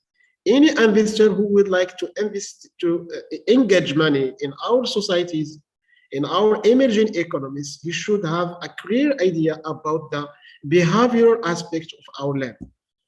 Throughout the world, so it is necessary to design new trends that permit to integrate human beings in formal actions, not in informal actions, and reduce the cost of informal measures. So our mission is to develop regulation, contribute in developing regulations in terms of land use that enable authorities to transfer land to communities, to individuals also, farmers, and to define the limit of use in forest areas and ecological spaces, because the land behavior should be understood in order to promote and develop comprehensive strategy for capacity development in territorial management. The strategy of enhancing the capacities or developing capacity building in how to act or react with land is a key for sustainable development, because we will focus on land improvement, on climate change impact understanding, and also on the sustaining resources, which are the base of any economy development. So it will be a basic support for Professor Ayashi, you have 2 minutes left, please. Okay, we need to develop basic professional concepts by involving academies, by involving industry, in order to come up with an overall efficiency in land administration. So the objective behind our collaboration with ARDO is to build a framework of cooperation, a framework of understanding, and also a framework of sharing efforts in order to come up with basic curricula, continuous professional paradigms, and also research aspects in order to develop our societies that are linked to the orientations and vision of the African Union, of the ILPC that we call the African Land Policy Center in Addis Ababa, and also with the SDGs, the global Sustainable Development Goals objectives. So this strategy or this relationship will be a kind of sharing technology basis, understanding issues of the behavioral of our societies, and also the sustainable development skills.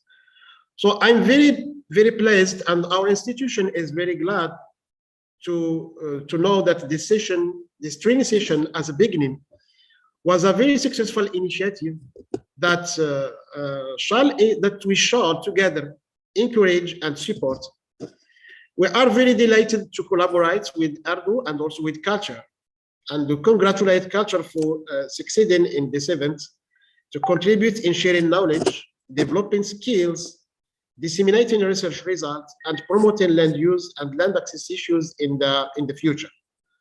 So on behalf of my institution and on NELGA in North Africa and on Africa, I'm very pleased to congratulate all the contributors, all the professors, all the instructors, and also the participants, and also ARDO staff, from the head to the helpful persons that enable us to conduct this session. And I'm looking forward to going through more fruitful and successful sessions in training that respond to the expressed needs of our humans at the African level first, and also from all the global parts of the earth. So, I mean, thank you very much for supporting us during these 3 or 4 days, and also for providing a very interesting support to organize this meeting and this training session. So thank you very much. And thank you, Ardo, for the support and for the collaboration. Thank you very much. Thank you, Professor Moha, for your speech and your contribution and your support to the organization of this training program. We should keep in mind that Ardo is about Africa and Asia. So we are very delighted to share, to discuss with people from Pakistan, from India, from other countries that seems so far from Morocco, but they are so close to us in terms of issues, in terms of culture, in terms of sharing the same values, human values that are. So we are very delighted to have expanded our environment from Africa to Asia, thanks to Ardo organization. So now we have the speech of Dr. Sanjeeb, who is the head of IEC division from Ardo. Please, Dr. Sanjeeb, the floor is yours.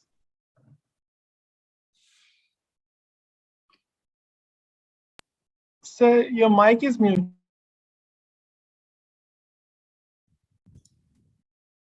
Good morning, good afternoon, good evening, as per the day time zone.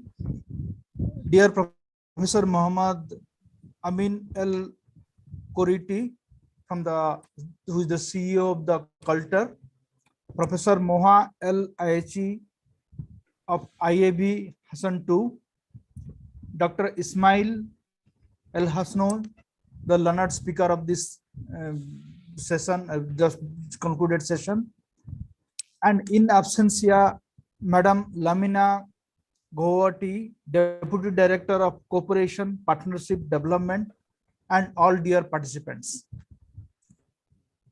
I am not here to deliver a formal speech over here, but just to share some of the things with you people, you all. Like, this is the beginning of a new initiative, the first ever training program in Morocco, organized jointly by Culture, IAB Hassan II, and Ardo.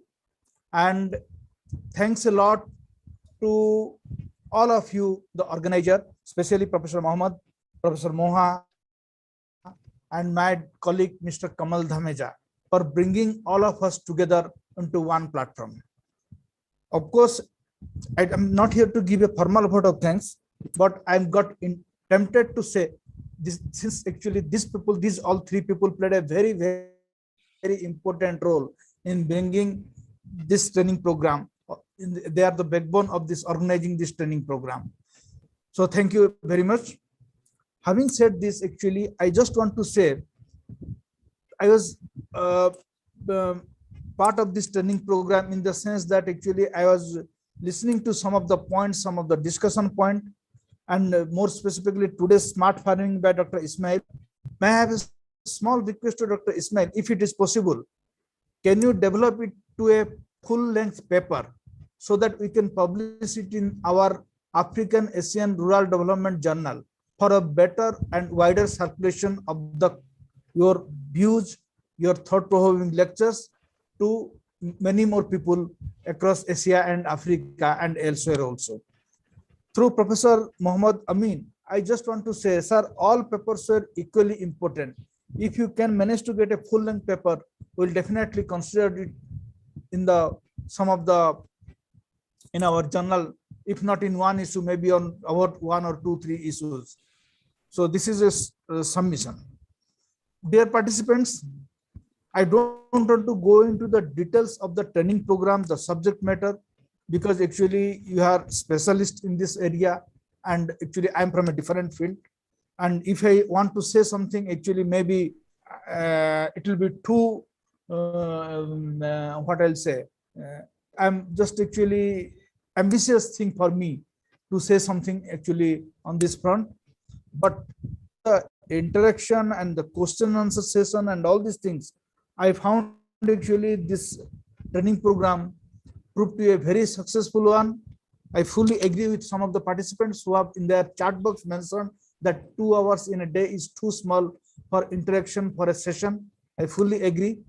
But considering the fact that we are just come out, not fully, totally, of the COVID-19 situation, and when the situation will improve, definitely we'll consider organizing training program on physical mode with the cooperation of our partner organization in Morocco, and we look forward to that type of program very shortly. And we'll definitely take initiative to organize a training program on physical mode. But the problem with the physical mode is that we cannot accommodate with our limited resources all the participants. The number of participants will be reduced to 10 to 15 at best, because that involves international travel, then hospitality, and all of things, all the things, accommodation and all these things. So definitely we'll look into that part. But at the same time, I assure all participants and our counterparts that we'll continue with the online training program also for the larger benefit of the participants, member countries. And at the same time also we'll move to from the online to physical mode also for the limited number of participants. So this is one thing. And also I can say to the participants also, you are also equally learned, sir and madam. So you can also contribute. Please visit our website.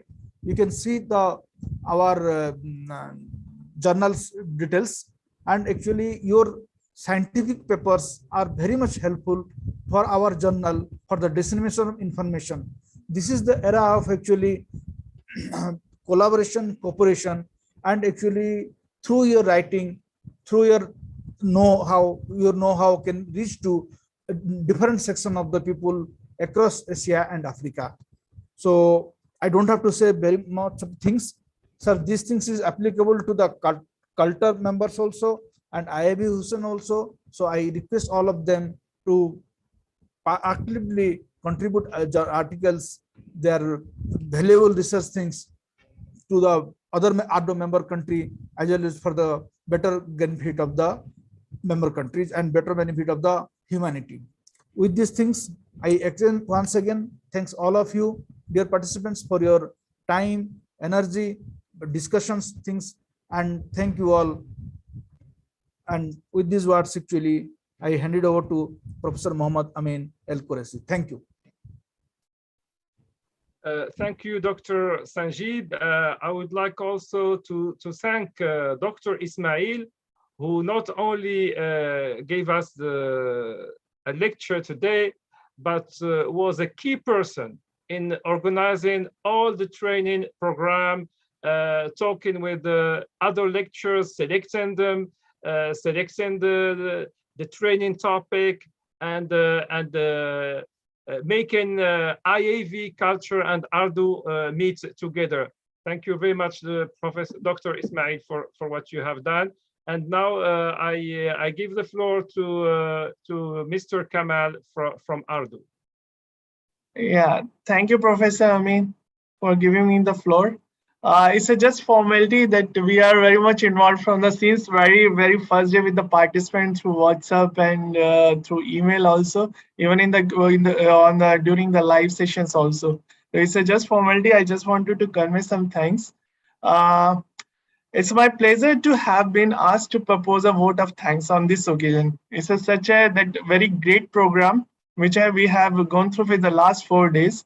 The experts, the papers were beyond our expectation. It was really, as Dr. Pera said, it is up to the mark that we can have it on our journal. Even we wish to have it in our journal.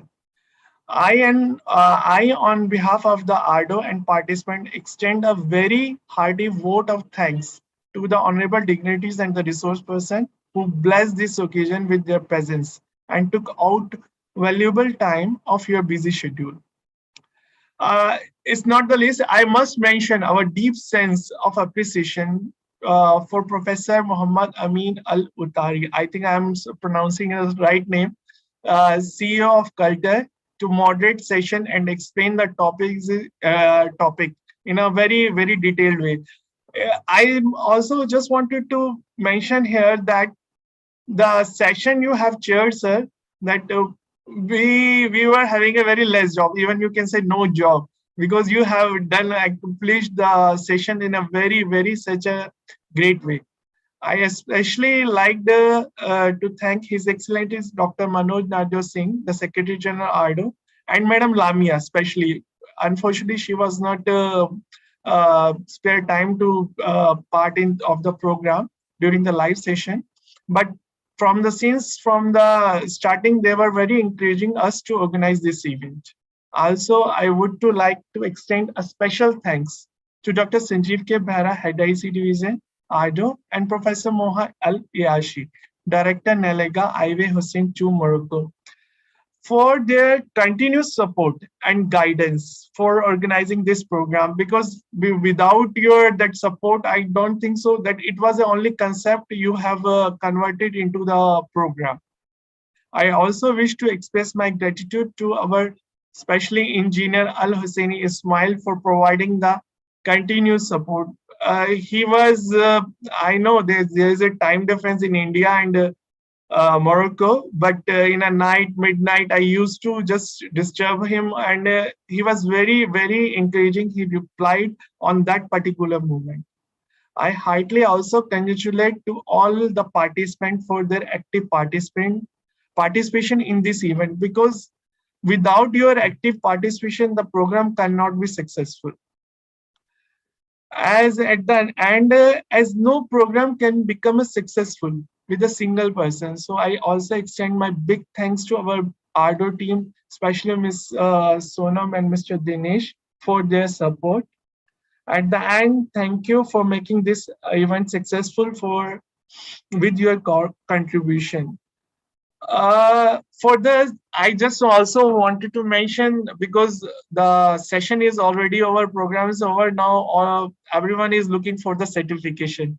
So certificate is very much, we are on the job very much, we are working on it. So most probably by this week or by next week, that you will all get certificate in your email box. Thank you very much. It's now that for Professor Amin. So from my end, it's over. Thank you very much, Professor Amin. Thank you, Mr. Kamal. So it was very pleased for me to work closely with you and to know you more during those 4 days. So a very, very nice person, and I hope we will meet together in Morocco or on India next time. So I was very pleased to chair this training program and to work with all those people that Mr. Kamal have mentioned. And many thanks to all of you, and especially to all the participants for your questions, for your interest, for sharing the answers. Sometimes you need your insights to make this a success. Thank you to all very much, and bye-bye. Goodbye, everybody. Thank you. Professor, I mean, we can ask the participant if they are having any feedback, 1 or 2 feedback about the program. We can request them if it is possible. Yeah, yes, we requested. Because it's on the live streaming and recording is also going on. So we can have it for your friends and the later also. So we can invite 1 or 2 participants so they can speak it about the program. Yes, if anybody wants to give us his feedback about the program and his feelings at the end of this training program, go ahead. The floor is yours. Hello everyone, I am Dr. Malik Yusuf from Pakistan, and I remain engaged with this training program. First of all, on behalf of my organization, Pakistan Agricultural Research Council, I thank you all. And the training session was very much informative, and in fact it's the need is how to manage the water and how to improve water resources, and how we have the same issues as it is prominent in other part of the country, that we have deserts, and whereas the scarcity of water is there. We have huge desert of Parker, and we have the huge desert of Cholistan, Thal, and the council, Pakistan Agriculture Council, is also doing a lot for water conservation, high efficiency irrigations. We have introduced RD system. We have introduced high efficiency irrigation system like sprinkler irrigations, drip irrigations, and we are in a road to develop our desert into agricultural by introducing low water requiring crops, medicinal plants, and arid horticultural fruits over there, saline aquaculture. And I would not take much time because other participants are there.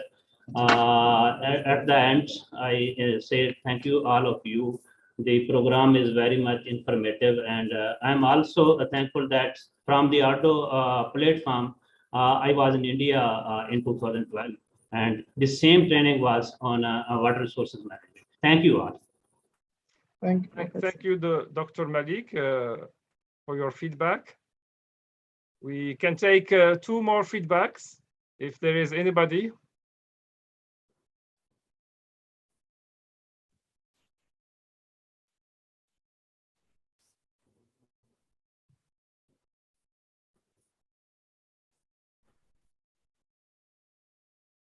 I think most of the yes, Armel.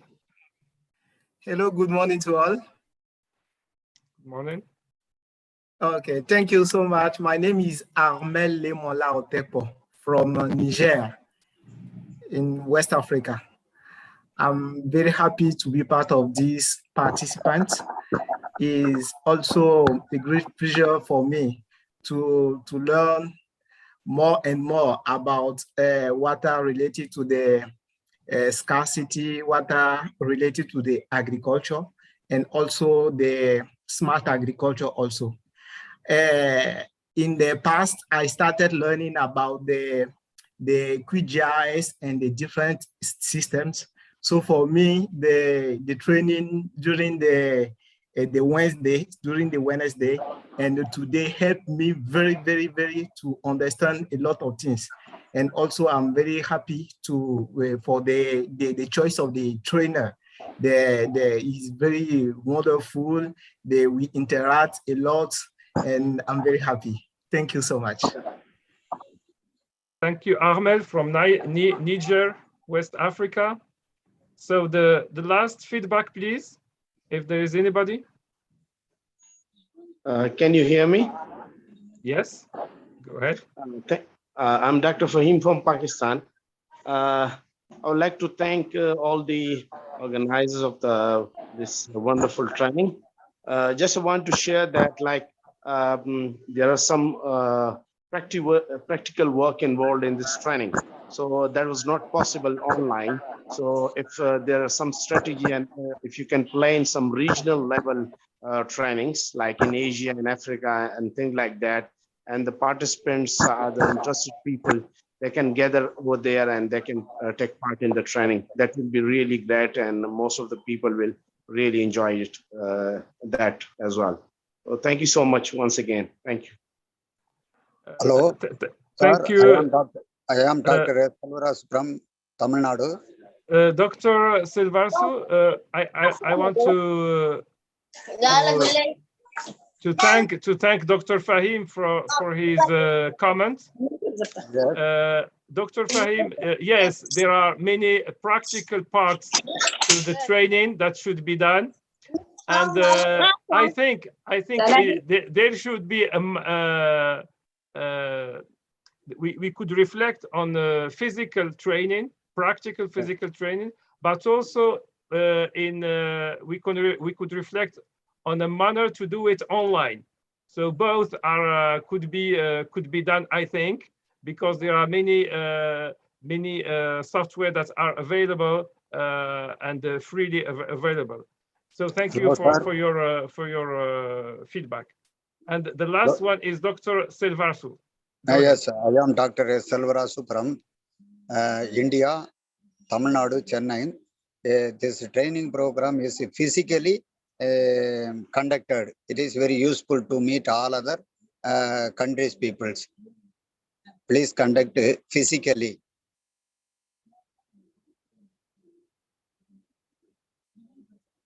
Hello. Okay, thank you, Dr. Silvarsu. So yes, we've come to the end of this training program, of this session. Thank you, all the participants. I wish to see you soon on next training sessions in every part of Africa or Asia. Okay, thank you, sir. Thank you.